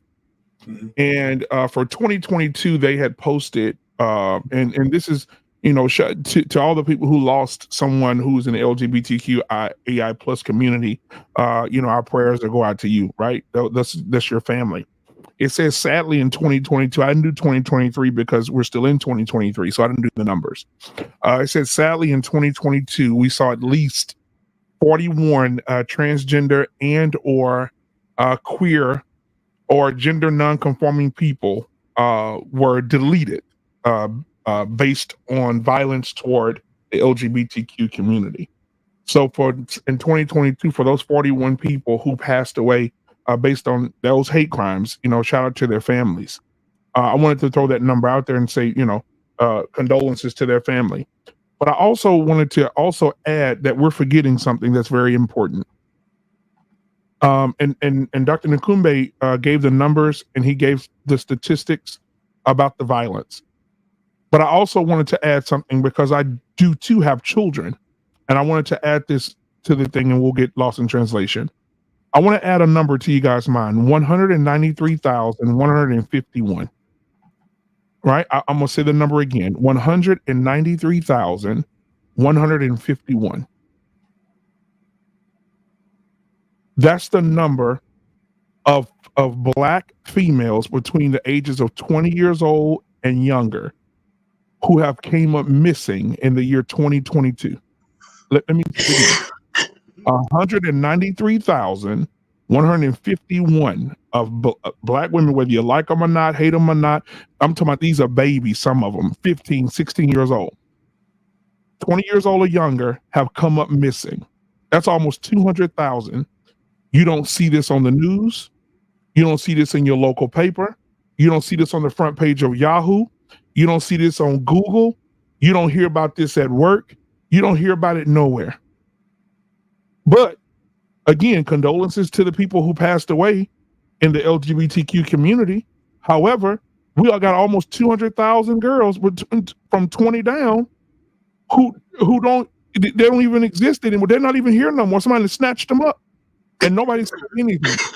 So when we say there are bigger things to be thinking about, that's one of them. Imagine that parent who's sitting at home right now, knowing that 193,000 girls is they're part of that. In Washington, D.C. alone, where Trey lives, 24,000 Black girls have come up missing, and they get no news coverage, no media coverage. However, if there's a hate crime against gay people, let's be real, they're going to get the news coverage. The hate crime's going to come. If you tweet something, it's coming. The news reporters, they're coming. They're coming to get you. They're coming to destroy you. But these 193,151 girls, they get nothing. They don't get anything. We don't even talk about it. The only person I hear talking about it is Roland Martin. That is it. And other than that, CNN, MSNBC, Yahoo, all these different platforms, they do nothing. And so I just want to put that out there as well, that we got these young women out here that are missing and we're not talking about it. But go ahead, Lost in Translation. Thank you. Thank you. May I say something before you move? So go ahead, when we're in the shared space and we're having dialogue, we have all been quiet, taking turns being quiet. And there are a couple of times when Bubs, actually I would say Bubs, you've interrupted the most, okay? But we've all been quiet, and I appreciate those who gave me the space. If we have one person before or two people before say, hey, can we shorten the time and can we stick to the topic? I'm gonna do my part to help hold that accountability. So my part of the accountability is, hey, quick question before you go forward, is it in this parameter? Because we could shoot fireworks and go far left and far I'm not right. gonna do that, dog. No, not you, sir. Not you. I'm saying in general, any of us, I could, all of us could. The dissertation is part of it. And so before I start being defensive, because again, I don't want to take away from the show, but I do say this, if we're invited to please continue, I would say just, because we can all get cut off at any time, if you're invited to continue, because once the show is over, let's not have any regrets about we didn't have opportunity to say what we wanted to say and blah, blah, blah, blah. Our invites amongst each other, that's part of dialogue. So I'll yield there, but I definitely invite Trey and anyone else that, hey, just because and if it was a sharp left and I cut you off and you feel some kind of way about it, my apologies. But part of holding each other accountable to the conversation, I had no problem asking you, hey, is it just within these parameters? And what our Payne said right after, I said, that leads right into what Trey is saying. So I offer my apologies to you and the crowd and the audience, because I don't want to take away from the show. Thank you. Thank you, Doc. All right, go ahead. Yeah, Bubs, let me ask you a question, man. Earlier today, I just got two questions. What can we do to help? You know what I mean? And the second question is, how do we benefit from us helping you? Okay. First of all, thank you so much for asking a question that actually bridges the gap. I know we want to destroy bridges. We need the bridge.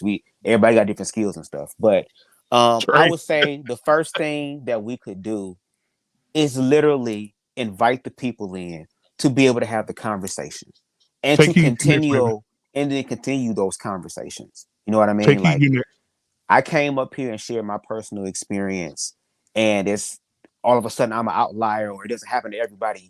A lot of people don't know that because they don't have these type of conversations with queer people. I do.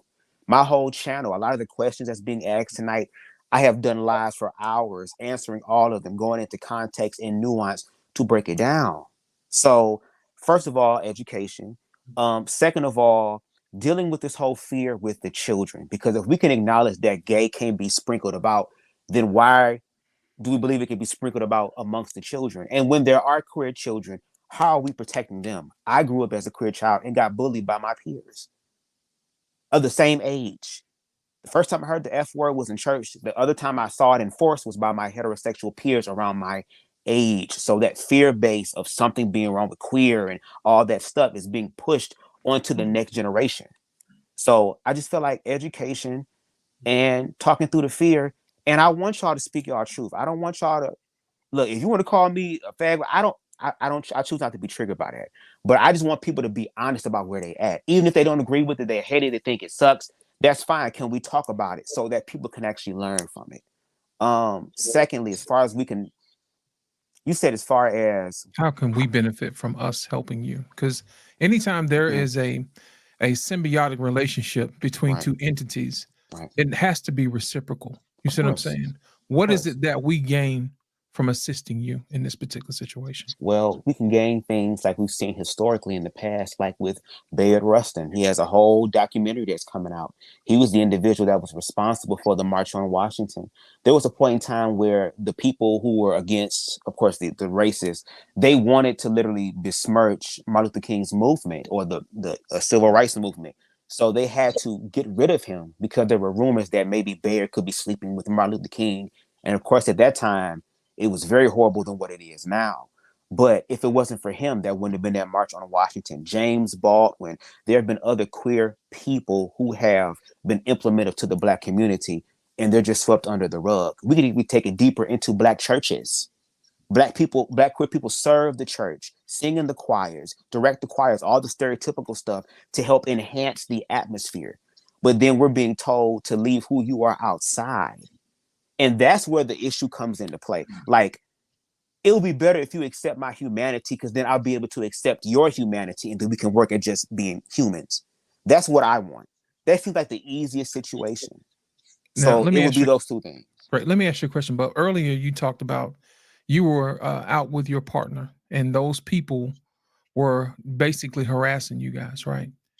And my thing is this: did you take the opportunity to talk to those people about that particular situation? Because to me, it seems like those people are the ones who needed to be educated the most, and not in particular these people at the panel, because you want to make sure you get at the heart of the problem itself. You see what I'm saying? Did you ever consider that may have been an option? Or number two, anytime we have a situation in the United States, the first thing we do is give people the freedom of speech. The second thing is we give them the ability to arm themselves. We give them a gun. I would suggest that, yes, you should develop your platform as you should to get your message out, to educate people. And the next thing you should do, you should be able to protect yourself. Gun range, whatever it takes that you have to do to protect yourself. That's what all people. I tell Black people, get you a gun. White people, they're going to get their gun too. You know what I'm saying? So those things is you're going to have to be able to protect your own cause. Right. It's one thing to call upon somebody else to assist you with your cause, but if they don't benefit from it, then they're not gonna defend it as vehemently as you are, because you're in it. You see what I'm saying? Right. So my thing is this: if you guys need assistance with defending yourself or arming yourself, we don't have a problem with that. You see what I'm saying? Because we want you to be able to stand on your own feet, because number one, you're a man first. Yeah. Okay. Number one, you're a man first. Number two, you're a man of color. And then after that is, it's just water on the bridge. But yes, you do deserve to be here. But at the same time, we want to make sure that you help protect yourself. You see what I'm saying? I tell it with anybody else. Make sure you protect yourself. So that's the conversation I wanted to have. I'm a real bad content creator because y'all couldn't have had all this deliciousness going on. I'm pretty much straight to the point. My thing is this: how can we help? And if this is something that we should help with, or if this is something that the police should be involved with, you know what I mean? Just like we had this situation with this girl with this brick. You know what I mean? She called for all Black men to assist her, to come to find out the whole brick situation was a ruse. Oh, wow. You know what I mean? And then the conversation got skewed. It said Black men don't protect Black women. And these particular conversations get derailed when we don't ask direct questions. So that's the reason why I asked you a direct question. Is what is it that you need? How can we benefit? Because that's in any business relationship or anything like that. It's just talking turkey. We leave religion out or anything like that. How can we benefit? If you need help, these are some of the things that you can do to help protect yourself. And also, how can you grow your platform to say, hey, look, we're people too. Does that make sense? Yes. And that way we don't have all this going back and forth and around in circles. We get right where we need to get to. Does that make sense? Yes, that's exactly what I want to do. Bubs, I want to say this: a lot of Black men disagree with the lifestyle. We don't hate the person, but we disagree with the lifestyle. Because a lot of men are tolerant. We're tolerant. We're tolerant. A lot of men want to see their sons have a wife and children. They want to be able to hold their grandchildren. They want to be able to see their daughters marry a nice young man and have beautiful grandchildren. That a lot of people aspire to do that because they want to see their legacy continue. They want to be able to leave their money and their value to somebody. But I will say this: a lot of we as Black people, we're tolerant and we disagree with the lifestyle. But I was looking at some Facebook videos of these white men who are armed. Watch this. When they passed the laws about the bathroom and they passed the laws, the guy got in the camera. He said, "Listen here, sparkle farts." This is exactly, these are his words. I remember that video. You seen that video? He said, talked about it. Yeah. If I catch you in my bathroom with my daughter, you're dead. Right. And I'm not the only person that feels this way. I got a whole army of men. Right. And these are white men who got camouflage on. They're ex-military, ex-Navy SEALs, ex-fucking Army, and they're looking to take some lives. Now, I ain't seen no Black men like that, but I've seen a group of white men like that. And so, and I think that's, that needs to be looked at as well. But take heed to the message. I really want to get you in here because you have one thing that I need you to get in here. Yeah, I'm not going to take long. Can everybody go on mute or whatever? Yeah. I hear the echo. I'm sorry. So what I wanted to say was when I was talking earlier and I was saying that when we have children that are gay, okay, I was not trying to say that the child is gay just because someone touched them. Okay, let me just clarify this because I have my own platform. So I want to be clear with what I'm saying. Majority of the time when a child is gay, majority of the time, and I'm surprised that Doc said DNA. This is the first time I heard of it. But majority of the time, okay, it's usually because a child has been touched. Or either they watch their mother be very feminine and she does things, and this is the only person he sees, okay? So I wasn't trying to say, someone just touched you. I'm saying that we need to get to the root of the problem. You know what I'm saying? If you have a child that has gay tendencies, that you need to find out what is really going on. And in our community, we don't do that. That's what I was trying to say. But you know what? I'm going to share something with you. I lost a lot of respect for a few men on this panel tonight. And I'm surprised. But I digress.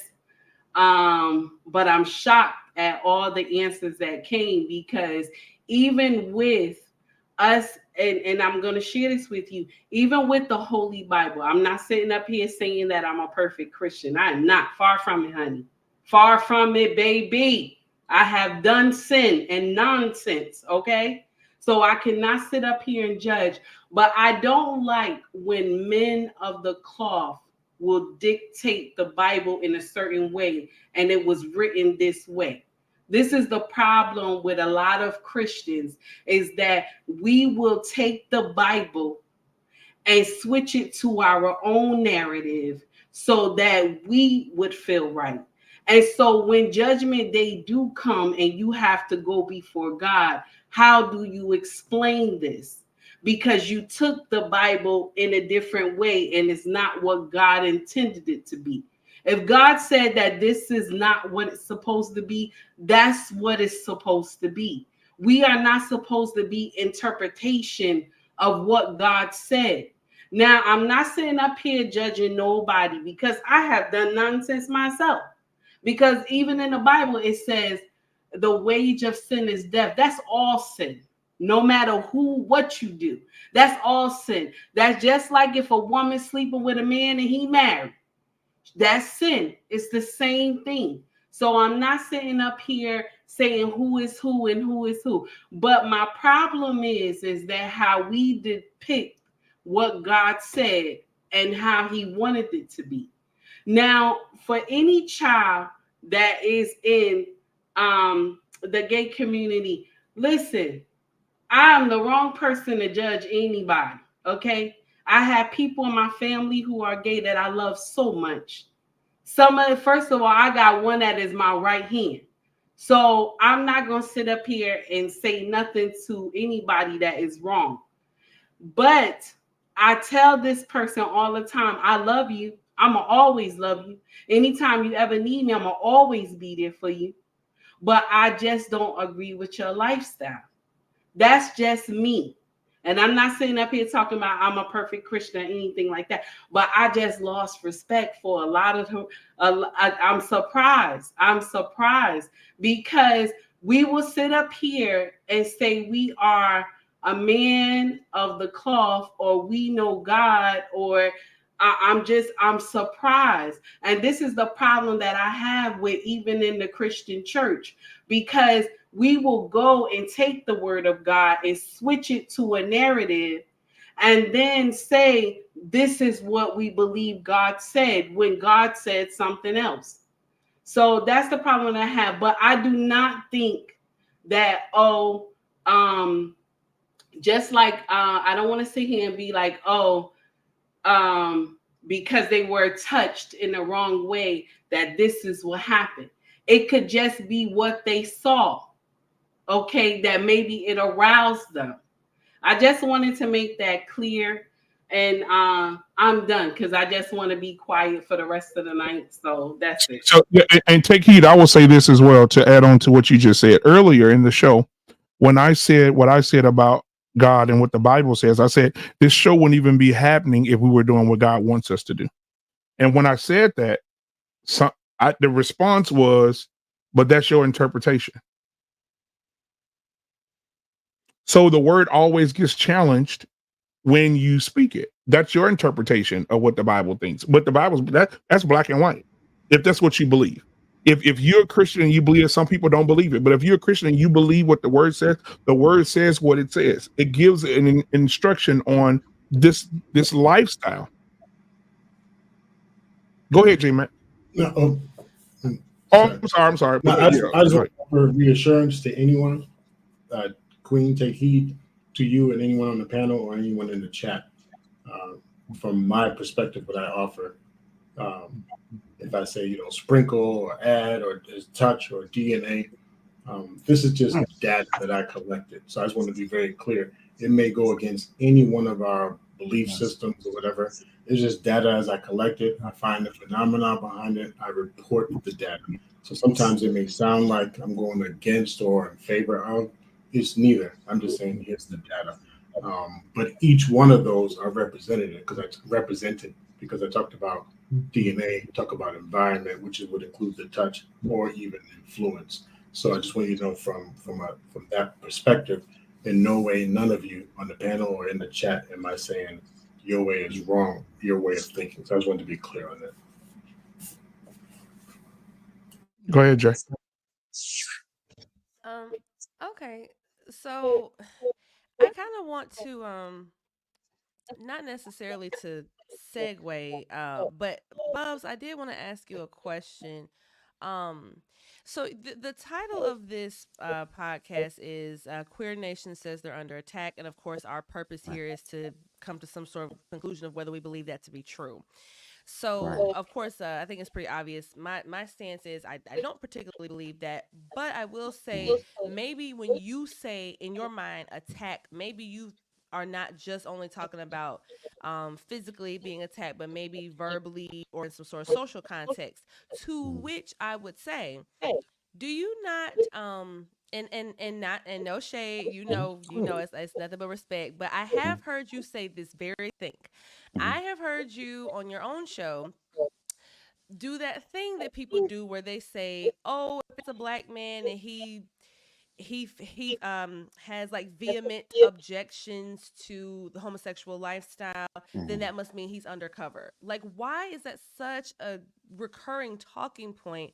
Do you not feel like that in a way is attacking someone for their existence, for their truth, or however you might use that verbiage? And I find it interesting that I always hear that rhetoric. It's like, well, that doesn't that mean damned if you do, damned if you don't? Like, what's wrong with a man saying, I recognize that this lifestyle is antithetical to progress in our community. It's antithetical to black procreation, which is something I thought we all wanted. So why am I not allowed to take a vehement stance against this? Because then you're just going to gaslight me to say, oh, why do you even care? It must mean that you're closeted homosexual. Like, why is that such a talking point? Well, I think the reason why that's a talking point is because it would be one thing for a man to just say that and then that's simply it. Okay, that's different. But I think when it goes down to the point of actually trying to villainize it even further, like, oh, well, these people do this and they're doing that, and get the sparkle farts ready to fuck them up, like that type of ideology. And we have seen with stats as well. And even I think I have to see if I have it on my Instagram. There are people who are very anti-queer, and then they have been discovered to have done the exact same thing that they said they were against, i.e. Bishop Eddie Long. He was the individual that did that. And look what happened. All his shit came out. So it's kind of like, and then also too, because of the DL culture, and there are some gay men who unfortunately subscribe to the DL culture, they're dealing with some of these individuals who will make fun of them in public, but then behind closed doors, hit them up on an app without a face saying, hey, what's up? And they'll be their little secret. So these are also experiences that queer men even share sometimes, and sometimes even to their own detriment, because now those people feel like they have to respond, and they usually respond with violence. So I think for that case there, if you are secure in who you really are, you wouldn't be worried about gay men around you at all. You know you like vagina. Nothing can stop you from liking vagina. I mean, you can be secure, but when you're insecure, it kind of gives a hint like, this is kind of weird. Like when little boys, when they would show that they like somebody, they wouldn't just say, oh, you're beautiful, you're cute. What would they do? They'll hit your ass. Hit you. Well, that's my way of saying that I like you. There are some men who do that. That's So I hope because that answers the question. there's an underdevelopment of the brain there. That has nothing to do. Okay, look, you don't have to agree with it, but these are the actual experiences. And like people like to always say, two things can be true at the same time. So you can believe what you want to believe. Can I ask you a question? Is life hard? Is life hard? Yeah, is life hard for you? Is life hard for me? I'm choosing not to make it hard, despite people outside of me. So no, okay. I'm choosing not to make it hard. Let me put it to you like this, okay? Right. I am one of the very few people that will get on these panels and tell you straight up, I don't fuck with gay people. I keep it 100. I'll keep it 100% with you. I appreciate this is something that I'm very honest about. Even the people in my family know exactly where I stand on it. Right. Because in my opinion, it is unnatural. I believe that the penis goes inside of the vagina. That's what it was meant to be. I have semen. She has ovaries for a reason. It was designed. Right. Somebody a whole lot smarter than me, a whole lot bigger than me, has already figured this shit out. Correct. All I have to do is just follow the blueprint that is set forth in front of me. That's all I have to do. So me personally, when I see it, and I was on a department where I had to work. Matter of fact, my partner, when I was a police officer, my partner for 3 years was a lesbian woman. We worked together very well, harmoniously every single day. But that's a survival tactic, right? We have to rely on each other. So I didn't have a choice, right?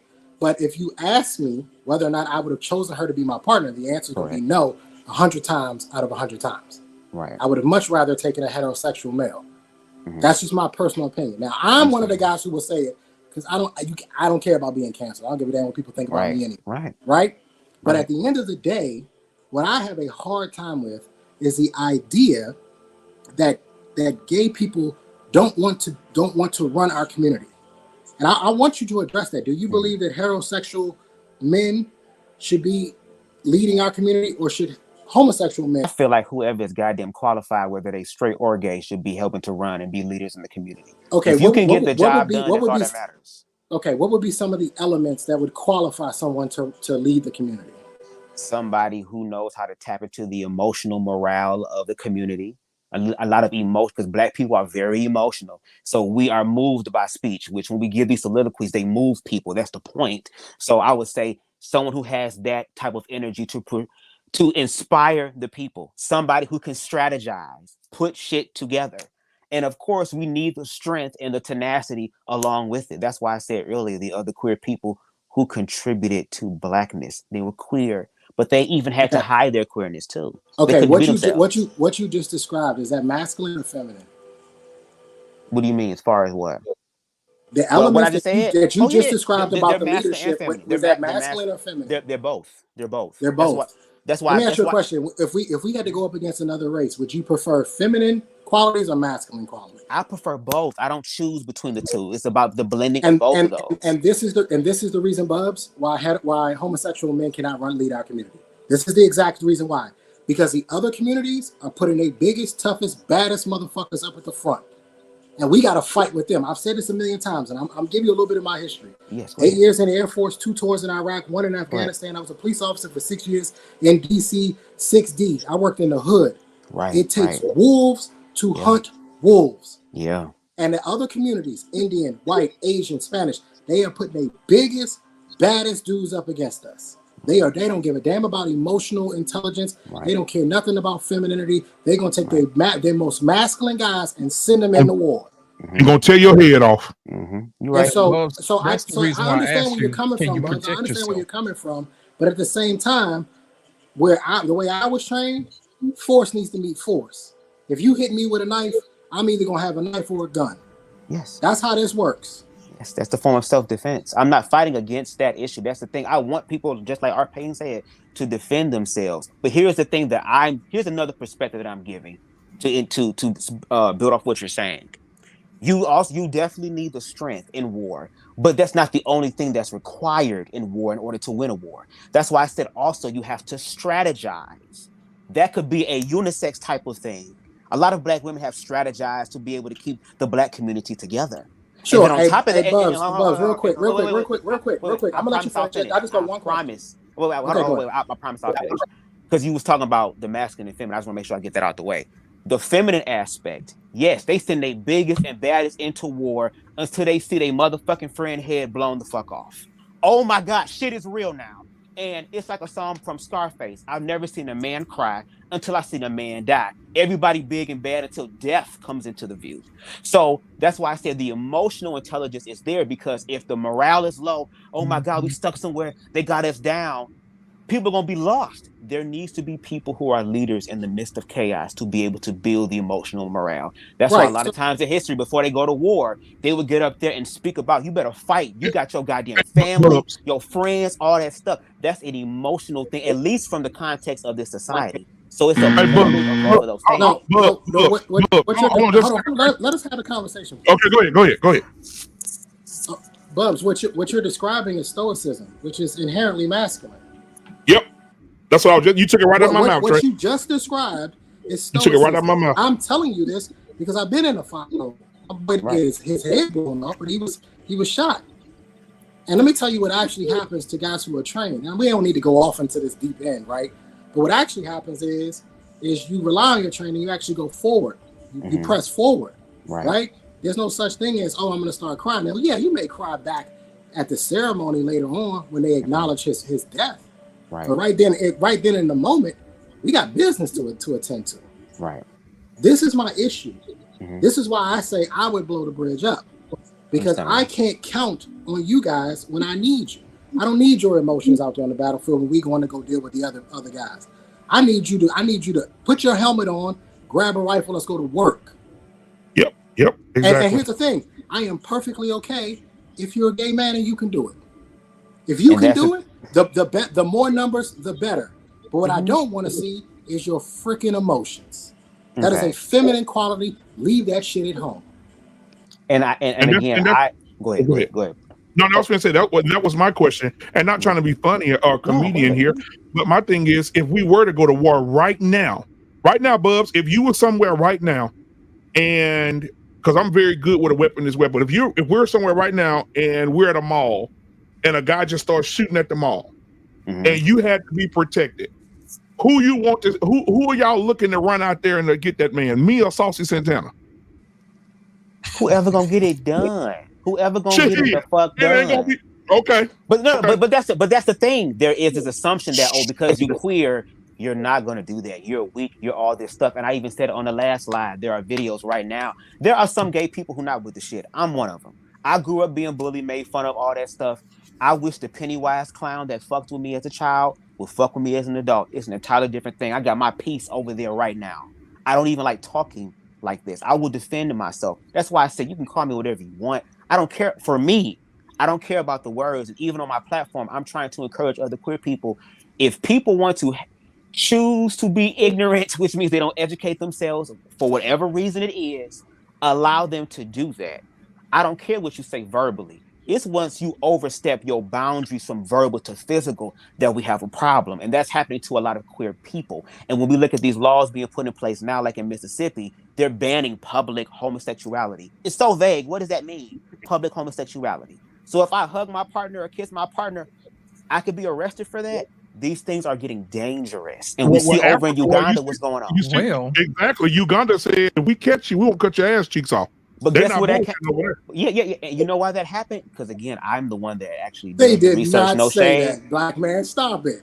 You know what? They say nothing about no Ass ass cheeks cheeks. Yeah, off. right. Listen, They say nothing about no ass cheeks. They might as Stop well it. say that. They might as well say that because, but here's the thing. Here's the funny part. When you do your research, that bill was proposed from evangelical Christians over here in America who went to Uganda and said, the shit that's happening in America, if you allow the gay people to do that, it'll become that. So now there is this fear-based thing. I actually went through the whole entire bill on my channel and read it. That's not Has true. anybody else done that? That's not true. Africa has always been like that. That is not true. There are certain It's parts always of been like that. My husband is born and raised in Nigeria. It has always, Africa has never liked it how the Western do things over here. They have never agreed with that. That is even before Christianity came there. They have never agreed with that. So I'm sorry, baby, for that. But here's the thing, though, that I think people don't understand. Queer people are not trying to be the face of the world. Just like it was mentioned earlier. Y'all will always be the majority. I don't have a problem with that. But y'all are not the only ones. Again, this is a spectrum is what I'm saying. And even in places who may not agree with homosexuality, there are certain African tribes who, if we look at them through the American lens now, we would consider them homosexual because of our ideology, the way that we stop talking about Africa. Let's stop talking about Africa, okay? But hold on, Arpain, because the Ugandan. I do the research. We ain't going nowhere with this conversation, man. Hold on, Arpain. The Ugandan president did say that. He said, when I met with other countries, Russia, we're talking about planning for war and how we're going to help each other work out strategic plans for war. He said when Kamala Harris come here, she wants to get us to accept the gay agenda. And what did she threaten? Black men, what did she threaten them with? What did she threaten them with? Listen, man, you got to tell the full story. Why are we talking about fucking Uganda, man? Hey, hell with that shit. This should stay right here in America. Hey, listen, everybody got a chance to say some shit. I want to say something. I'll shut the fuck up and y'all can keep talking. Fuck Uganda. We got a constitution, right? That all we're promising this country is life. I haven't got a chance to say anything. Arpain, but I want to say this: you can't say "fuck Uganda" when they're living better than we fucking living, and all these fucking bullshit we got going on. We ain't in Uganda. They're in a better situation though. We should be. We should be. Okay. Listen, what I'm trying to say is, in America, right? In America, here's one of our problems. And we got all this shit we talking about. The only thing that we're promised as citizens is the right to life, liberty, and the pursuit of happiness. And where we have problems is where your fucking pursuit of happiness encroaches on my goddamn liberties. And one of the problems with the alphabet community, you guys got your own, you got so many different goddamn letters, you got an entanglement with each other. You got guys all over the place. And they absolutely have people in your community who want to encroach on other people's rights. May not be you, but there's a whole bunch of people in whatever the goddamn letter is. One of those letters wants to indoctrinate little children. One of those letters want to have little kids getting their Johnson cut off. There's all these things going on, man. So stop it. I mean, we got all kinds of different problems. Yeah, you have the right to live. That's what I'm saying. If I'm an American, I have to fight for your right to exist. But that's it. I don't have to champion your cause. I don't have to change the way I speak English so I can make happy people, so people could be happy with their goddamn pronouns. I don't have to accept one of the gays calling me a cis man. That's bullshit. Why do I gotta accept any of that? I mean, if we want to live together, you gotta accept who I am, just like I have to accept who you are, without you telling me that I'm doing something wrong because I don't agree with the homosexual agenda. Accept or tolerate? Which one? No. I don't mind. Listen, Shout out to you, Trey. see, I'm not Shout Trey. out to Trey you, said it Trey. right. I can accept you wanting to be gay. I don't give a shit what you do in your bedroom. As long as what you want doesn't encroach on my life. I mean, if you have your boyfriend, like, here's a thought. Let's change this to the president. One of the reasons why Buttigieg won't be president, because he's got a whole bunch of Americans don't want to see him on the front porch kissing another man in front of the goddamn Capitol. That's why he ain't gonna be president. For any other reason, I can tell you that right now, that both men and women are gonna want to see Pete Buttigieg kissing some dude in front of the Capitol. You know why I don't want Nikki Haley to be president? Because she has no respect about sending men to their death. I heard that chick standing up there talking about World War III, knowing she's going to send people's sons to their death. And she didn't give a shit. Because you know why? Because women think men are expendable. A lot of women do. You know, so she can never be president if I'm voting. So can a gay guy be president? As long as he ain't kissing his boyfriend in the goddamn front of the Capitol. Keep that shit to yourself. You know, so I don't want to see that. You know, so I mean, there's a whole, but you know, hey, listen, we just keep going down that you can exist all you want, but you don't have the right to tell nobody else how to feel. Just like I don't have a right to tell you how to feel. Bubs, why did Period. you And we get could so just make it uncomfortable? there. Go ahead, I'm done. Oh no, I'm so sorry. I was about to say, I know you said you was wrapping Oh, up. So I do have one more before you go. I have one more before you go. Go ahead. Here's another thing I think about gay men. I think a lot of men become gay because they don't want the responsibility to be men. It's a lot of freaking responsibility to be a goddamn man. We got a lot of fucking pressures on us, and there's a lot of men who turn gay so they don't have to feel the pressures of being a man. They could sit down here, have somebody else take care of them, be the flower in the relationship, and all that other horse shit. And the men who have to sit down here, nobody gives us any goddamn quarter. Everything we get, we have to earn. And there's a lot of men who don't want that pressure. You know, so that's another thing I think some people turn gay for. So, I mean, there's a lot of different, that doesn't make them bad. It just doesn't make them want to have the responsibility of being a man. Man, listen here, our parent, you so goddamn grouchy. Anyway, J Mac, go ahead. That's that baby boomer in him. J Mac, go ahead. Then Doc after J Mac, go ahead. I do believe that, though I guess I maybe wouldn't word it exactly how our pain did, but I actually do believe that there is a perceived ease as far as, okay, maybe I shouldn't say ease, a perceived victimhood or something. I don't know exactly what, I guess I'm agreeing with what he's saying, but I don't know how I would articulate it, I guess. But this idea that being a gay man or being a part of the LGBT community does relinquish some sort of responsibility for what we consider to be traditional masculinity, the responsibility of acquiring a wife and being the father of children, the leader of a household, all these types of things that I think that some of those men do. I think that they are trying to avoid that, whether it's conscious or not. Smoking much better than I said. Thank you. But if I was also, Kevin Samuels, you was somebody else. You know, you see, you eased it up. You had the medicine. Yeah, you know, sometimes you gotta find a way to land it a little smoother. But I think you did just fine too. But Bubs, why did you get uncomfortable when he said that there are certain members of the LGBTQIA plus community who do appear to be taking a very active stance on trying to infiltrate or influence the mind of children.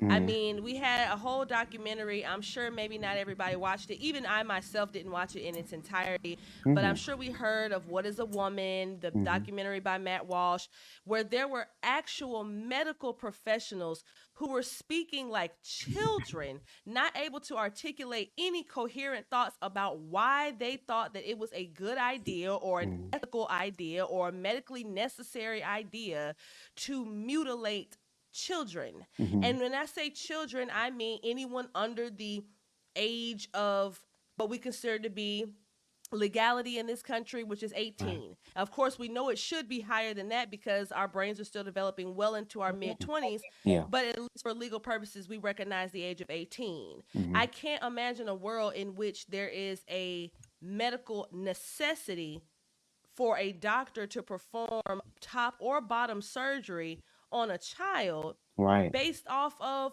what exactly? Because aren't you all the same people that tell us that sex and gender are some sort of dichotomous things anyway? So just because Preach, baby. so if you feel like a woman, what does that even mean? Because you tell me that me being a woman doesn't mean anything. So if you feel like a woman as a 14-year-old boy, what does that mean? And since we know that no 14-year-old boy or 41-year-old man can articulate that, why would any of us support the idea of once again of mutilating? That's exactly what it is. To be frank, it's mutilation. Right. That in no, I think you and I talked about this before, maybe, or I mentioned it on my show and you commented on it. Right. If I were a trans ableist, which of course I don't believe, I'm sorry, I don't believe in any of these terms. I don't think that these are real things. Okay. None of it. But for argument's sake, if I were a trans ableist and I said I believe that I'm an amputee. Amputee, I remember that one. Yeah. Yes. Am I supposed to expect my doctor to chop off my arm, to surgically remove my arm, to acquiesce to my delusion? Is that? I feel like that's the exact same thing. Do you not see the similarities, or do you think I'm reaching? No, I mean I can understand what you mean in reference to that. That definitely makes sense. Before that, I want to address as far as me being uncomfortable. I wasn't uncomfortable. I'm very expressive with my face. Okay, none of the stuff that's being said tonight has made me feel some type of way at all because I know what I'm talking about. I'm not assuming, or I know what it actually is. But to your point about the trans children, on the last panel, I agree with everybody on the panel. I don't believe no child should be getting any sort of hormone therapy or any sort of anything like that. I don't give a fuck. I don't give a fuck. Like, no, you're still a child. Now, when you become an adult, then you can, that's your own time to do your own thing. But then I also posed the question after that too. I said, removing the gene therapy, removing the surgery. If your child said that they're trans and this is a feeling that they have innately within themselves, how would you go about trying to affirm that as opposed to the surgery? Like, are they going to wear makeup? Are they going to wear a wig, clothes? Nothing. Those can come off. And when I said that, everybody on the panel said no. Somebody said, I'll beat the hell out of my kid if they did that. Do you get what I'm saying? So that's why I say it's queerphobia, because instead of allowing people to walk in their own truth that we have seen, there are many of trans people who are living their best life. If we actually affirm them, it will actually make a difference instead of assuming that's the issue. I agree with you. No, Bubs, we got to get rid of this feel, though. I feel. I'm a human being. I'm a human being. But hold on. But let me say this. Feel is fucking us. Feel is fucking us. Let me tell you why. Because there are parents in the country right now that are listening to a fucking 10-year-old that don't know what kind of fucking cereal they want to fucking eat in the morning. And they're saying, Mommy, I feel. I put a short on my channel where there's a little boy and his mama dressed him like a goddamn girl, and she told him it's very improper, it's very nasty for you to have a penis between your legs. Isn't it, baby? And the little boy says, yes, Mommy, you're absolutely correct. So right now, I feel when these kids and I feel like a girl, these parents are buying them dresses. But the example you just used, is her forcing that onto the child. It would be different if the child is saying this. And then also we talk about feeling. All of a sudden, when our child feels like I want to play football, or feel like I want to play piano, or feel like I want to do dance, or feel like I want to do this, we are so quick to subscribe to that. Okay, we're going to sign you up for lessons, or we're going to get you ready for all these things. But when somebody is talking about what they feel on the inside about something that, I hate to say it, a lot of heterosexual people are, and I can see it, making the choice to be ignorant about. That's why I appreciate Trey. Bubs, I feel like I can go be an offensive lineman for the fucking Cowboys. If you put in the work, that can happen. I will not be good at it. I'm not going to go and be. Listen, all this feeling, and getting on the kids' level. What happens is you're opening. But we're opening Pandora's box when you telling a 10-year-old they can wear a fuck. I just seen a 10-year-old boy in a goddamn dress for Halloween. Said he's the goddamn character on Frozen. And you know what's going to happen? Mama, I don't want this little dingly thing around between my legs anymore. And mama going to say, well, baby, I'm not going to get that cut off. What if he go delete himself?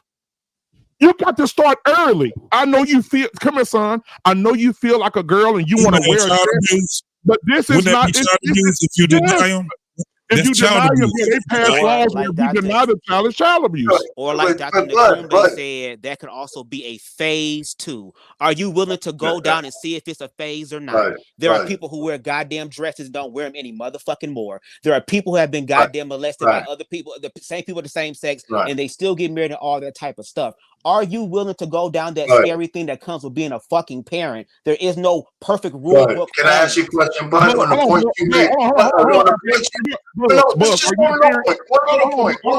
Are you a parent? Are you a parent, Bubs? I'm not, but I have good parents, so I know.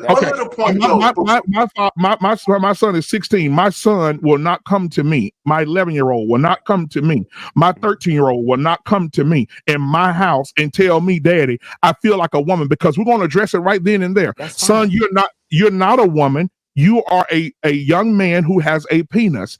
That penis, when you get up in the morning and that damn dick hard as Interstate 20, that's because it's used to go into the vagina to create children. Son, I told my son this already. Son, let's look at the effects of getting fucked in your ass. And I show him bacteria infections. The STDs are higher. See all these bad things what happen when you let somebody stick a dick in your ass? All these things. And Pause. Let's watch the language.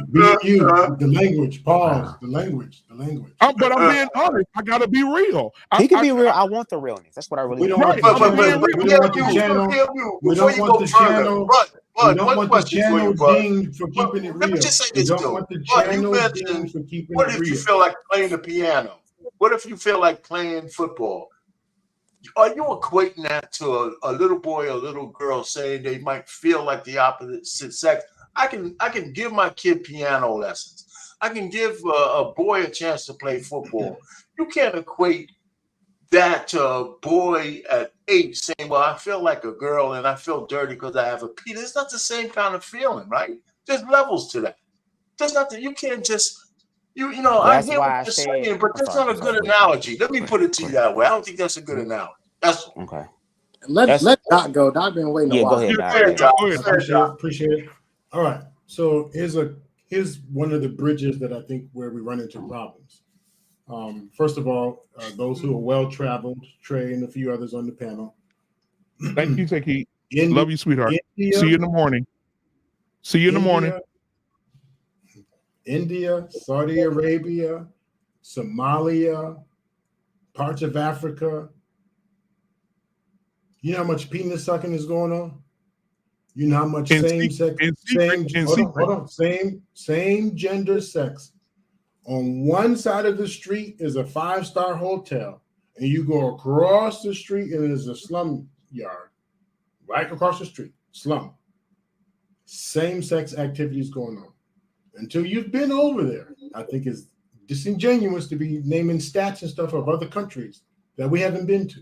They hold hands walking down the street, and they're not considered gay. Indian men holding hands in America. So we live here and we make it seem like the world should follow what we follow. Let's keep it real. We make it a gay thing when there are other places in the world where the women, Japan, highly bisexual, lesbian population, and that is the norm. So that put aside, here's where we run into problems and bubs I'd like to introduce to you for another conversation at some point. What I hear about these feelings, because that same data that I gave, the same people that I interviewed, well, if the numbers are less, if there are less gay and less queer people, how in the world is it so dominating? And why are the numbers so high of the deletion rate? Why such a small group, such a high number of deletion rate? Here's the information that came back to me. And again, it's for journal review. So whenever anyone wants to pull it, please do. The feeling that you are dominant, you are going to reject me.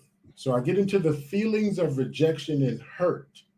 So there's two ways I go with rejection or hurt. Either I attempt to dominate or I isolate. I either isolate or I attempt to dominate. What do they say about, I want to say it YouTube appropriate. What do they say about edit files? Add the P in front of it. What do they say about edit files? The true core thing about an edit file, add the P in front of it, they can't date someone the same sex, so they have an emotional congruence with younger people. If I wear these thick bottle glasses and one of you guys on the channel laughing at me, even just man to man, woman to woman, person to person, they to they, but I feel teased, harassed, rejected, I pour my energy into, I emotionally connect with a child because they think the glasses are cute. And now I'm soothing a mental health disorder. I'm soothing this, and I find an emotional congruence, and then I turn it sexual. So one of the problems where we meet, heterosexuals say, nah, man, we don't feel the same way you feel. And then there's another group of queer people saying, because you have the power and you reject us, we're either going to isolate, so please leave us alone, or we're going to attempt to dominate. Again, this is just the data that I received. Internalized homophobia, the same way we say we don't like, there's a group of queer people who say we don't like straight people. We automatically don't like you the same way you don't like us. That is a draw. Win, lose, or draw, we are hitting heads right there because both people are saying we don't like you. So then we have to figure out, what do we do? Then there are queer people who say, I will carry a peace. I'd rather get you before you get me. Makes sense. And then this side is saying, rather get you before you get me. That is a draw. We need to figure that is one of our points of contention. Another one, lack of understanding and acceptance. Why am I the way that I am? I don't know. I don't know what to tell you. Well, but why am I? And now I feel like you ignored me. From the people who I talked to, they felt ignored. And the ones who didn't back down say, no, you will listen to me because you got lucky to be heterosexual. You didn't ask to be that. You got lucky. So don't play me. Don't ignore me. Don't diss me. Don't disrespect me. And all of a sudden they swell up. They swell up and want to cause harm in the name of hear me. And so the reason those numbers are higher is because this other group is saying, no, you got me effed up. We're not going to hear you the way that you want. You just can't pressure me. You can't pressure me. Then there's a group of influential people and with money who says, no, they will be heard. And we finally reached that point in our civilization where we have voice and we have choice and we will be heard. So there's the homosexual community. There's the queer community who looking at each other like, we have an opportunity to be heard. It's like opening the floodgates. So that part of it is no one's fault. Like we all want to be heard. When the Black people finally got to be heard, we flooded the gates. But there's the heterosexual community saying, whoa, slow down. Don't get it twisted. Y'all get to be heard, but you don't get to force. You don't get to force. And we're not, this group is saying we didn't force anything, but since you won't listen, that is force. You can't make someone listen and obey. So again, that's another point of contention. There's one more and I'll land my plane. The power dynamics. So our society we live in is the privilege is with heterosexual. That's equal to now this fight about misogyny. So men are misogynistic.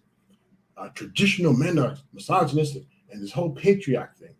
So the same way men are fighting now to say, I'm a man, that's what I do, that's misogynistic. That's what we do. So the whole big battle about if a man should even be a man or this patriarchal system is the same way that the queers that I interviewed who said, yeah, why do we have to do it your way?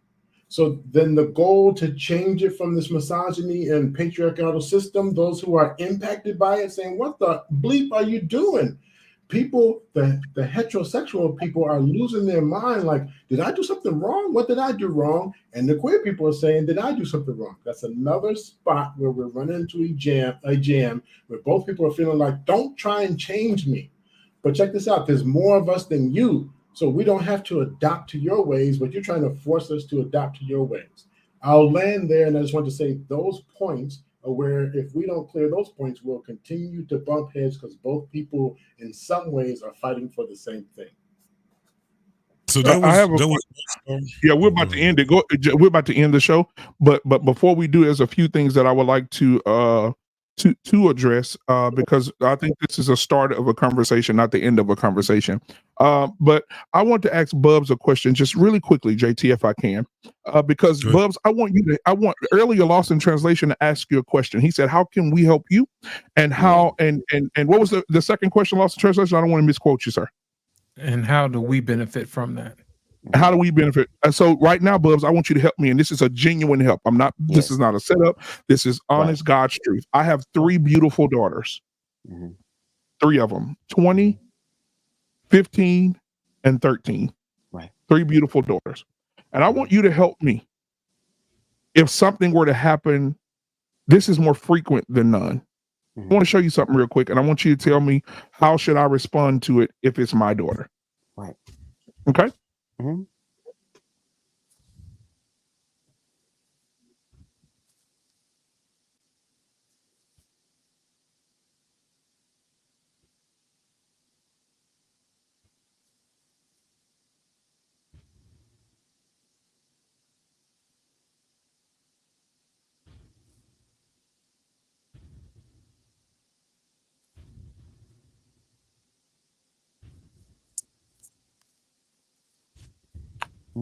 I want to know how I, as a man, I know how Dr. Nkumbe would know how I respond to this. He knows me very well, right? Lost in Translation knows. But I want you to tell me, as a man with 3 beautiful daughters, how should I respond to seeing that in my daughters? You have every right to feel that type of way because that's not a trans person. But we don't know that though. Huh? We don't know if he's queer. We don't know if he's gay. We don't know none of that. We know that we don't know if that's a woman that's acting like a man. Right. And the whole video shows the men's bathroom is right there. So he had every opportunity to go to the men's. It's right there beside it. But so we don't know if he's queer. We don't know if he's gay. We don't know what he is. But that's I'm just saying a trans person. Right. How obviously. You that? That could have been a woman. That could have been a woman with a beard, then took hormones, how do we know? Oh well, yeah. See how you looking right now? Well, hold on. You see how you looking right now? That's how we look when they try to pass these laws. Okay, this is what that's how skewed it is. This is how it becomes conflicting because this is the viewpoint that people have about trans people, that they look like fucking men. There are trans people like T.S. Madison that, despite whatever she gets mammed down, and there are some people who go to the bathroom who are trans to fucking pee. I could understand you very much being like aggressive if that person was sitting there and watching the little girl, or didn't even come out and is it quiet? Okay, wait. What? Can I ask you a question? Yes. What defines a trans? A person who identifies that they are male. They still identify that, but the way they show up in the world and how societal standards call for it, they show up as a woman, just like how there are biological women who also get BBLs and shit done too. To enhance I'm saying, what is societal? When you say societal standards, what is societal standards on a queer? Because all I know is that there's a bunch of ignorant heterosexuals that has no idea on what it is to be trans. We all keep asking the question, and this is what we need. We need a clear cut, definitive term of what a trans actually is. Because that person could say I identify. That person could say I identify as a woman. I just told you what it is. Actual trans people who live their life as trans will tell you that they're trans. What makes you trans is the fact that you are born biologically male.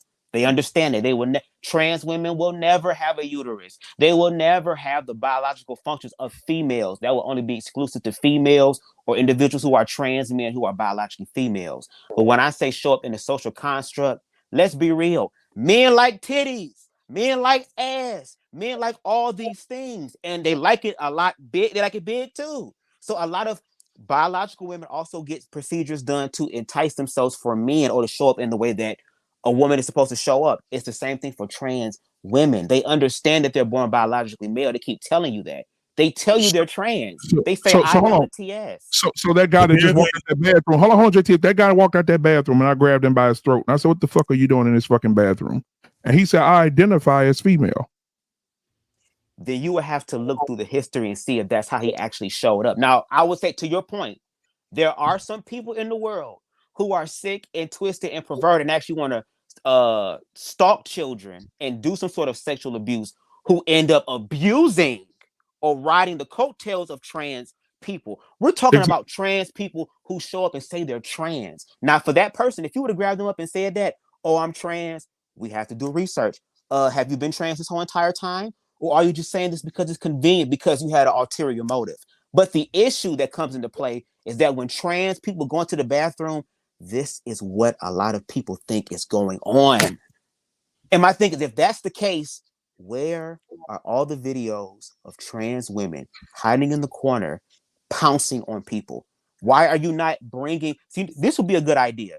For the people who are saying that they're doing all this type of stuff, bring the parents of the people who actually experienced this and let them tell their stories. It will actually validate what y'all say. I don't think it's them hiding in a corner. I think it's the fact of knowing that they're in there. But hold on, that may not be the case right now. So let's get down to exactly what it is now that we have a problem with the gay community on. Please right? tell me, please. Yes. It's your way of thinking. It's your mind. The truth. He named two. All I got to do is say this. He named two people that are not by any means by society upstanding community, upstanding citizens in this community. You just said T.S. Madison, porn star, ex-porn star, ex-porn star. Yeah. But again, there is no such thing as an ex-porn star. What? Okay. There's no such thing. Then you talking about Saucy Santana, who, by the way, had threatened a man to grape him, right? Isn't that the time when men should be stolen? Now watch this. No, hold on. It's the mindset, because say if you had Black, what's that dude named Kodak Black, said that he wanted to do the same thing, and he said it to a female rapper. A female rapper by Kodak Black or whoever, another black male, it would be a big issue. But since it was no matter how messed up she could be, it don't matter who it was. Just like when you had, what's that girl, Suki Hana, that dude just came right up there and assaulted her and kissed her in her mouth. And you had people say, well, she deserved it because she put herself out there. Me, I'm saying no matter what it is, you don't have the right to do something like that, right? But you just sat back and pointed out two people that are not upstanding. It's the mindset. It's how you were asked straight questions. You never gave straight answers. Never. I gave you were right in the fence. I won't give you what you want. Listen, or what you were right. No. You did not give straight answers. You had straight questions and you did not give straight answers. And all I'm telling you is this. Wow. Because I didn't ask the question. It was other people on the panel that and I answered the question. And it can be this, or it could be this, it can be that. Just like when we talk about leadership. But on the same thing, guess what you did? You were sitting back when the show first started, was telling men to king up, to be a man, to man up, and all these different things. Like it gives you the authority to tell heterosexual men how to deal with heterosexual women. makes no sense. This is why we have a problem with y'all. It don't have nothing to do with being homophobic. It ain't got nothing to do about who you screwing. It has everything to do with your mindset. But when they're going through the stuff they're going through with the bullshit ass niggas, who's sitting there listening to them? It ain't y'all because they bitching. That's y'all problem then. Oh, because ain't nobody. We ain't told y'all to do that. Us, and a lot of y'all. If we mess it up, guess what? If whatever we mess up, but guess what? Whatever we mess up as heterosexual man, it's our responsibility. Hold on. I want Bubs to say that again. Bubs, repeat that. Hold on, Bubs. I want you to repeat what you said. You said if what happened, we wouldn't have no women. If you said if there's something were to happen, we wouldn't have no women. You repeat that for me because JT, I couldn't hear you because JT was saying something. What'd you say? I forgot. That was in the spirit when I said it. Okay, yeah, you said if you guys were straight or something to that point that we wouldn't have no women. I want this is what I'm saying. We want that though. We want y'all to play Mr. Cleanup because when y'all clean them up, they leave all the good ones with us. Clean them all up. Take all the ones that want to complain every day. Take all the ones that don't want to submit to their man every day. The ones that feel like you feel about fixing a sandwich and sucking dick. Take them. Take all of them. Okay, but here's the thing. I'm talking about the women and the people who actually attract the king in their life, who show up in a way to where they want to cook the motherfucker something. They want to suck the motherfucker dick. That is the thing. They showed up in a different type of way that a lot of men unfortunately struggle in showing up. And what kind of gags me is the fact that some of y'all from the 60s and 70s, and y'all know how niggas used to talk in songs and talk about me and my woman. We cried together and then we made love. You're not teaching that to the next generation. You forgot the pause in there when you said gag. Which is why they said, No, hold on. Shut up, RP. Listen, shut up, RP. You crazy. Listen, you right. When we cry together, right? All that stuff back in the day. Oh now my God, Lenny Williams. Oh, no, it wasn't gay. It was not. You know why? Because back then, men were able to be vulnerable with their women. Yeah. Well, that's because the caliber of women was better. Exactly. You could be that way. The women were better.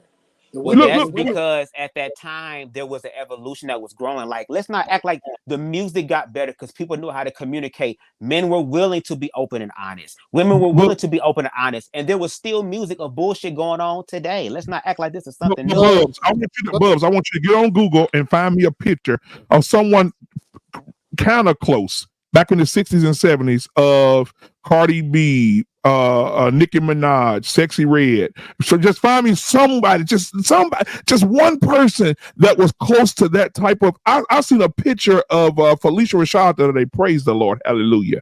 And she was probably in her 20s.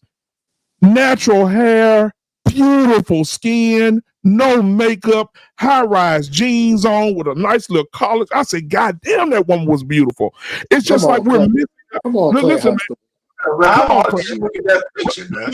But even if you look at okay, let me give you an example. J Mac, I don't want to embarrass you, but I hope you take this well.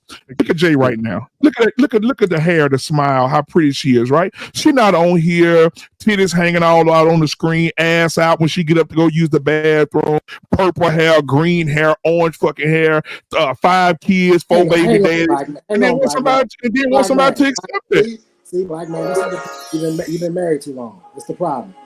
That she's showing a lot of shoulder and she's showing a lot of cleavage. So stop it. Don't do that. Don't do that. See, this is the problem. Y'all see a pretty face. She got a nice forehead. Y'all see a pretty face. And you forget that she got shoulders out. I can see tan lines. Nope. Sorry, I'm not giving you a pass, J-Mac. I'm not giving you a pass. Dude, that mess with Pam. That mess with my girl, Pam. I grew up with titties. Okay, so Pam Grier is titties. Yeah. Yeah. How many young boys? How many of y'all back in the day when y'all was young and had the hair? How many of y'all fantasized about her? How many of y'all fantasized you about? You misunderstood his question, bro. You put the picture back up. Picture back up. Yeah, please. Now I want you to show me. Hold on. I want you to show me the weave. I want you to show me the eyelashes. I want you to show me the red hair, the orange hair, the green hair. Advancement of the sexual appeal. Advancements. So you hold on. Was this black not man, the era? Please hold on, black man. Please hold on. Black women was wearing European hair too. See, so that's what we're missing a lot of this at. You think that they're at the caliber of what Pam Grier was? I'm talking about the fact of showing the sex. When I talk about the evolution, No, he said caliber, bro. He said caliber. He did not say how sexy she was. We know how sexy these women were, and guess what they have? What these women don't have right now. These women used to look like black women. These women that we have right now, they were the standard. They were the standard. They were the fucking standard. So what he's saying is of the same caliber. Pam Grier was not going around talking about eating niggas' ass. Pam Grier was not going around talking about how weak her pussy was. That wasn't Pam. Or as Coach not saying it publicly. And y'all think about I cannot believe what I'm hearing coming out of y'all mouth. She didn't write a song about it. Right. You're right. Even if that's the case, she didn't write a song about it. I got one. Even if that's the case, she didn't go out there and promote it on what was it, Jet Magazine? She didn't go there to Ebony Jet. She didn't go, because that was ours. Hold on. Now, black man, I could give you a person that was at the caliber of them, and she still don't even hold account to them. That's Millie Jackson, right? But there was one Millie Jackson. Right now, you got a bunch of damn pretty reds. You got a bunch of them. You got regular ass girls that can't even afford to feed their kids, but they got weave. Okay. I want to use an example. They going around talking about the caliber.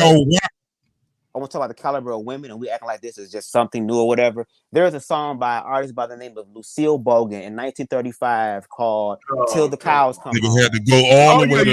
I know you. Hold on. Dick, I eat your pussy. Yes, hold on. In 1936, was that on the billboards? Who was that? And how many of them was it? Was it perpetuated? See, I get what you're saying. See, that's why when black man, I wanted to stop you right there. We got a whole bunch of those type of women that were in different eras that actually was crafted and all these things, but there were one or two. Let me tell you what you didn't see. Their songs being promoted. You didn't see them being promoted. There you go. Those women that actually did it, guess what they were? They were in their own lane. It's just like when you had prostitutes and you had regular women. You had prostitutes in their own lane. You got prostitutes now today right next door to you. You can't tell the difference from a prostitute or a regular girl. Because it was done in the dark and now eventually coming to the light. And especially the women like Bubs, the women that, I think that you like are the women who have their own minds, their own independence, their own, sexual nature. These women who are the women that today you can't tell the difference. When they're walking down the road, you can take a prostitute and you can take a wife and you can put them side by side and tell them to walk 2 blocks and you'll say, pick the prostitute and you wouldn't be able to do it. That's the world that we're living in today. We're living in the world. Hold on. You're living in the world. Hold on. We're living in a world today where grandmama back in the day would take that Millie Jackson record and burn that bitch and say, don't bring that devil in my house. Now you got grandmamas today, 58 years old, dropping their pussy with their 12-year-old granddaughters. See, it's the complete difference. But there's also people who grew up with grandmas who also grandmas with some freak hoes too back in the day. Let's not act like this. Yeah, but you didn't know about it. If she was behind the ball, you didn't know about it. They talk around the neighborhood though. But BMU, what you said is true, but that's like asking who? 23 Jordan, who?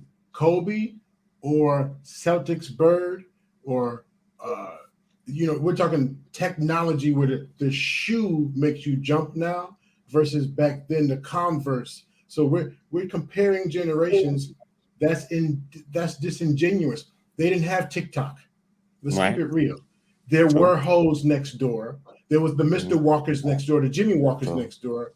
There were prostitutes. There were hoes. Come on, let's keep it real. They didn't have. That's not what we're saying. We already understood. But you are making comparisons. You are making comparisons that are not equal. That's like comparing the one football player who got 100 points in the game compared to someone now with all the technology who can't get 100 points in the game.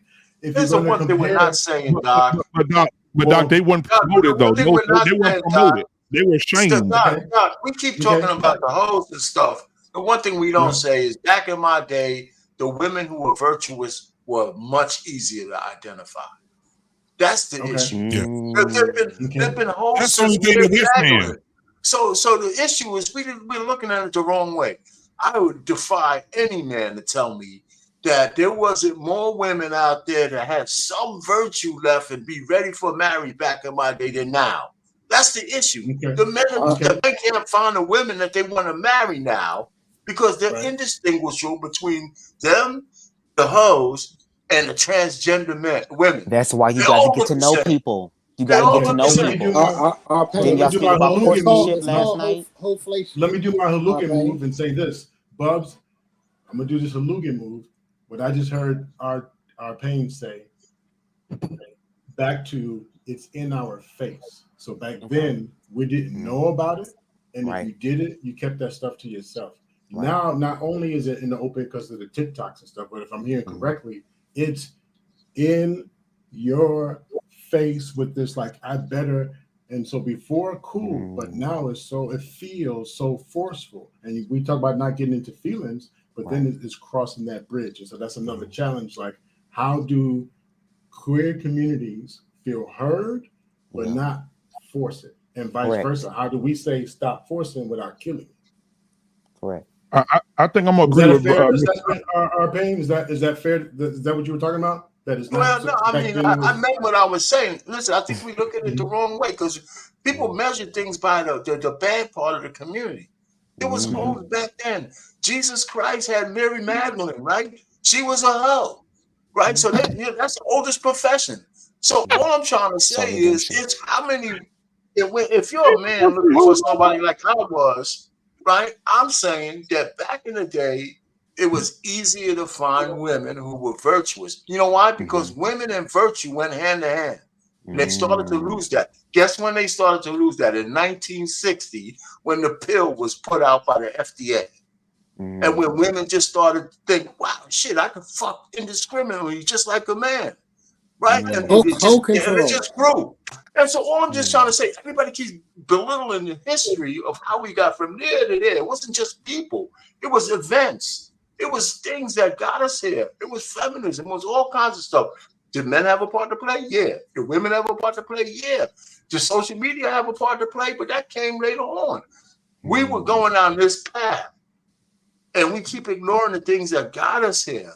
You know, we had culture back in my day. We had, you know, when I got married, my wife was still living at home.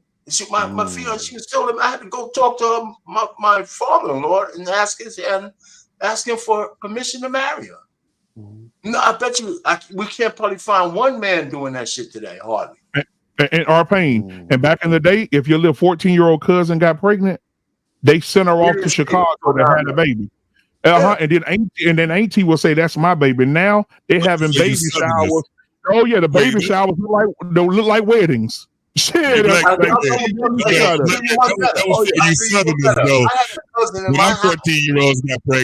our 14-year-olds got pregnant, they sent them down to Tennessee or Louisiana. And y'all sent them up. And we said they were passing each other. They were passing each other.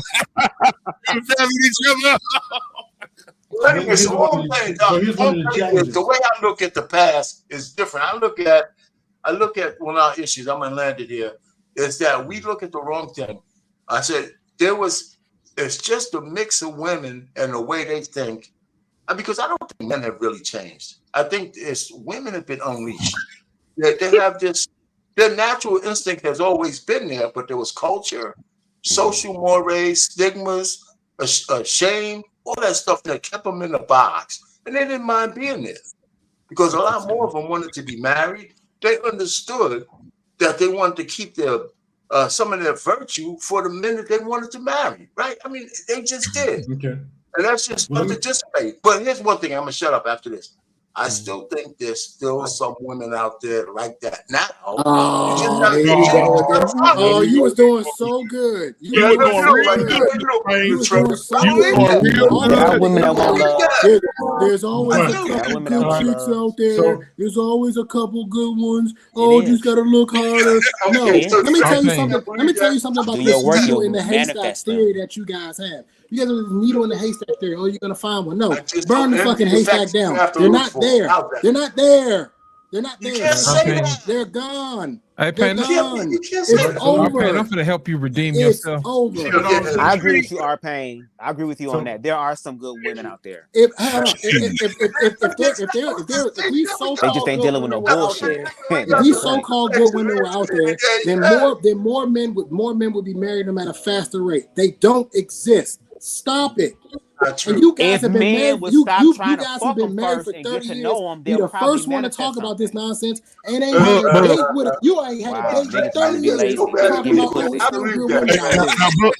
I'm gonna say this again. I'm gonna say this so we can What end the show, about guys. horsemanship? We're gonna have Remember those? we're gonna have a second conversation about this, but I will say this because J Matt got a man, right? He got lucky. She's beautiful, right? He got lucky. She is beautiful, right? as hell. But if I was straight, I wouldn't have a this. chance. But goddamn it, I would try.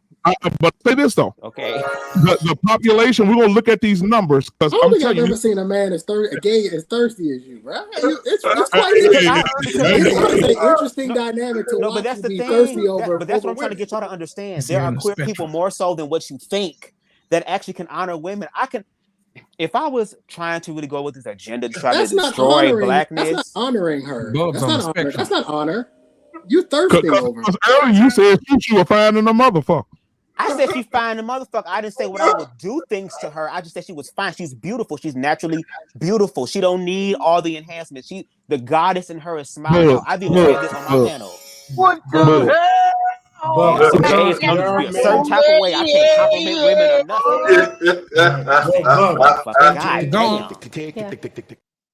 In fairness, there are men who've looked at movie stars, sports athletes, and said, "Damn, that dude. I'm not gay, but that dude." So people who are saying this, like they never said it. That's not true. The men have looked at men and said, "Damn, that dude he muscle and built." And we said it about Mendrell all the time. He's short and sexy and all that. And we. Jeez. I ain't never called that midget a short man. Hold on, Sir Hale. We talk about his. Your eyes may shine, your teeth may grit, but this booty here, you will never get. I have never looked at a man. I have never looked at a man and said, "Look at this shit." I've never done that. That's what I mean by never gay. You can't even compliment a nigga without pause. But Bubs, I want to be transparent. No, you want to know? You want to know why, Bubs? It's not masculine. That's the thing. It's not masculine for men to run around complimenting other men on their physical appearance. But if you know you like vagina and there's nothing in the world to stop you. I'm sorry. Go ahead, doctor. Go ahead. But Bubs, there have been men, not all men. Some are not going to admit there are men who sat next to their women and was like, you probably want me to look like him. There are guys who said, "I'm not your dream man. Your dream man is probably this tall." You called me Denzel when you was fucking. Yeah, thank you. There are men out there with only 2 inches who are like, "Damn," and they're watching corn and you get excited. But here's why I'll be transparent. And this is one of the arguments that I bring to the table. Me personally, not the clinical view. Me personally, there are a few people on this panel with me right now. Only a couple people have actually heard why this is near and dear to my heart. I have 2 family members who one day I went to bed and there was a Mrs. in the house. And the next day I woke up, there were 2 Misters in the house. I said that's near and dear to me. So whoever just played that's fucked up. Because I just told you it's near and dear to me. That's not so. This is some sensitive shit, and you want to play that. So please don't do that again when I'm being vulnerable. That was fucked up. That was just what the doctor ordered. No, that wasn't what I ordered. I said I was being vulnerable and transparent. This is why motherfuckers don't share shit, because that's funny. Anyway, I don't want to be triggered. So Bubs, I have a person who I was Facebook friends with, their family, I won't go into who. And next thing I know, but this is back in the day when like my credentials were really out there. And next thing I know, their banner said, "I love PUSSY." This is a family member.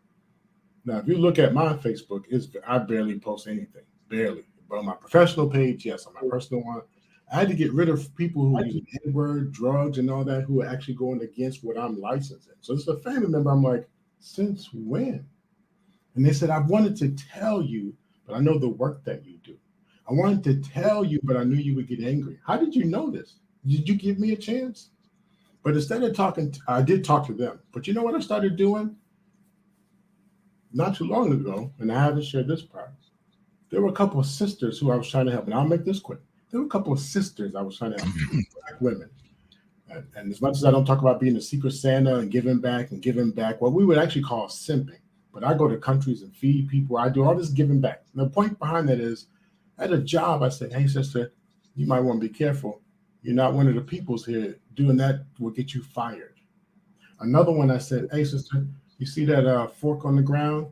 That could be considered contraband. I would pick it up for you, but you don't want the eye in the sky saying, you left contraband. Luckily, the doctor was there.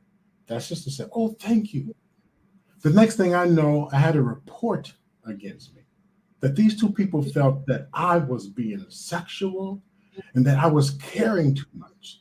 Now, how that relates is because how in the hell, if you know me at all,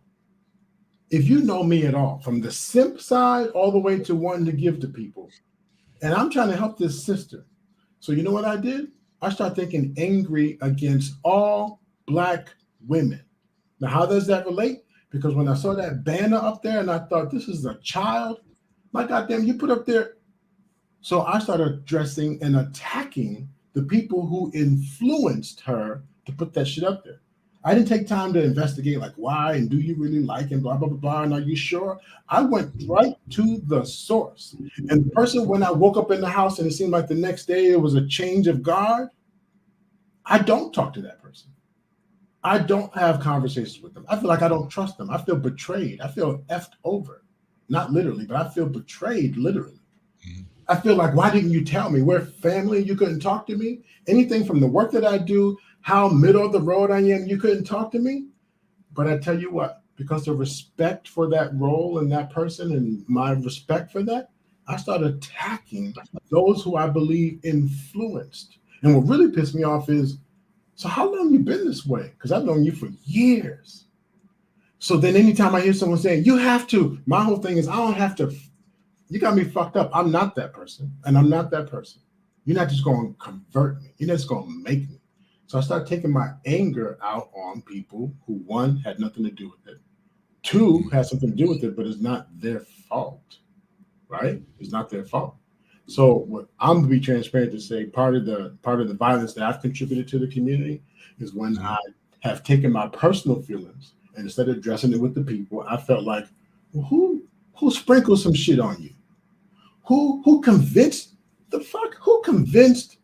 So then I turned my anger towards some individuals and towards some groups. And so I take ownership to that part. And that's the work when I say, so how do we have to look at feelings of rejection, feeling of hurt, feeling of betrayed, feeling all that stuff. And so if we ever have this conversation again, that's the dialogue I'm interested in saying, hey, as heterosexual, as bro, are we mindful of when we're taking it out on the wrong people? I'll rest there. That's what's up. All right. Well, I will continue this conversation. You know, this will be a continuing conversation because it needs to be a continued. I think there's a lot to talk about, but simply based on the fact that Mr. Bennett had a great point tonight. I think he had the damn highlight of the night. You know, Mr. Bennett says it's like you're in grown folks' business when you're in another community trying to come over and tell us how to run ours. And I think that was an amazing comment that Mr. Bennett made because, you know, no offense to you, Bubs. I'm just saying that I don't think a gay man can come in my house and tell me how to treat my wife. I'm not convinced Bubs is gay. I'm sorry. I'm not convinced. But see, I'm on the spectrum of gay. See what I mean? Like, gays are not just one thing. So, BMU, have some final thoughts, BMU, or we're gonna. No. I think everybody in the same thing gonna say, hell, we need to get out of here because people gotta get up and go to work in the morning. But I will say, make sure you follow everybody on the panel. Make sure you go over to Tough Topics podcast and hit the like and subscribe button for her. JT, What We Know podcast, go over. Our Pain will be here on Monday nights, and he is doing a hell of a job on his show, Mr. Boomer. So talking all things Boomer, and so Boomers and today Absolutely. He has his channel, Marriage, Politics, and Sports. So make sure you follow our pain. And Dr. Nkumbe will be here Thursday with Coach K. They're going to be getting inside your mind and talking to you about how to get through. And also Trey, man. Trey's always around. Man. He always supporting the panel. Don't forget to mention my OnlyFans. You gonna leave it out? Oh, I'm sorry. Trey has don't listen to Trey. Trey has an OnlyFans, and his screen name is Swinging Billy Stick. And then being you, so no one feels traumatized. I don't even want to know it. So no one feels traumatized. My emphasis, if you've not been here with me before, when I get into those theatrics of like making like, that's why we don't tell anyone.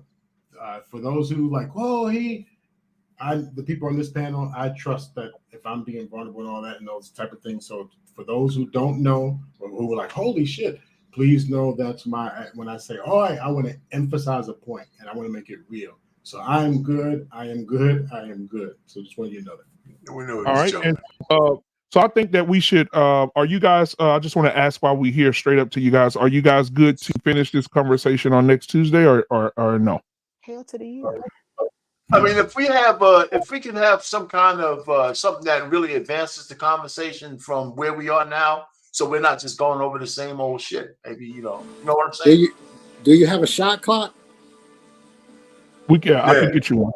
That's boy, cool. Some of y'all, boy, y'all got the extra fuel pack. Hey, Trey, you do a good job too, though. Some of us do this. Don't listen to Trey. There's some good women out there. Hey, everybody in the audience. There's some good women out. Trey said our pain and Dr. Nkumbe are the dissertation opinions. I feel like I'm back. I feel like I'm back in college with them two. Boy. Like, are you ready to learn? You just don't want to hear me talk. That's all. You want to know? No. I do want to hear y'all talk, but about a minute and 10 seconds into y'all talking, first of all, I don't take that long. That's why you got to put that mind to work. That's why I say step it up. with it, bro. Black men got to step it up in here too. Come on. All right. Now, before we get out of here, the space. I appreciate it. Yeah, absolutely. Before we get out of here, I want to say this real quick. We as men, especially as men, women are really stepping up now. Take heed to the message. Shout out to her. Every day she own it. I mean, that woman own it every day.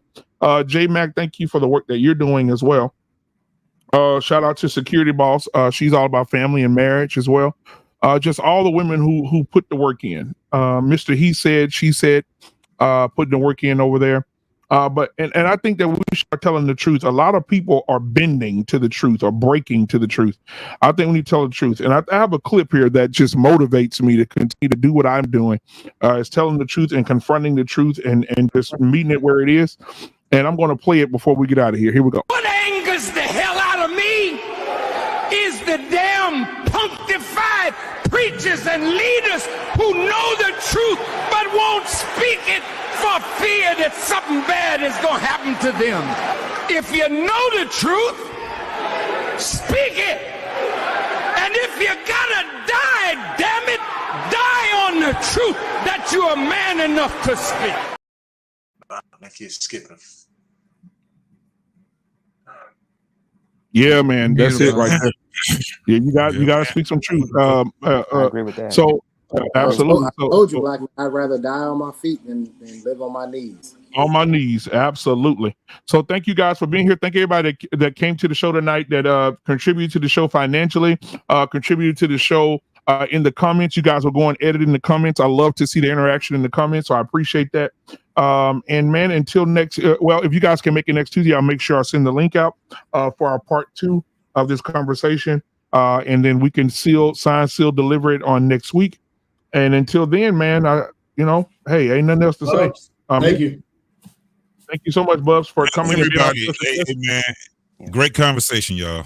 Absolutely. Yep. Thanks, everybody. Yes. We'll see you later, Bubs. All right, man. Take it easy, man. Absolutely.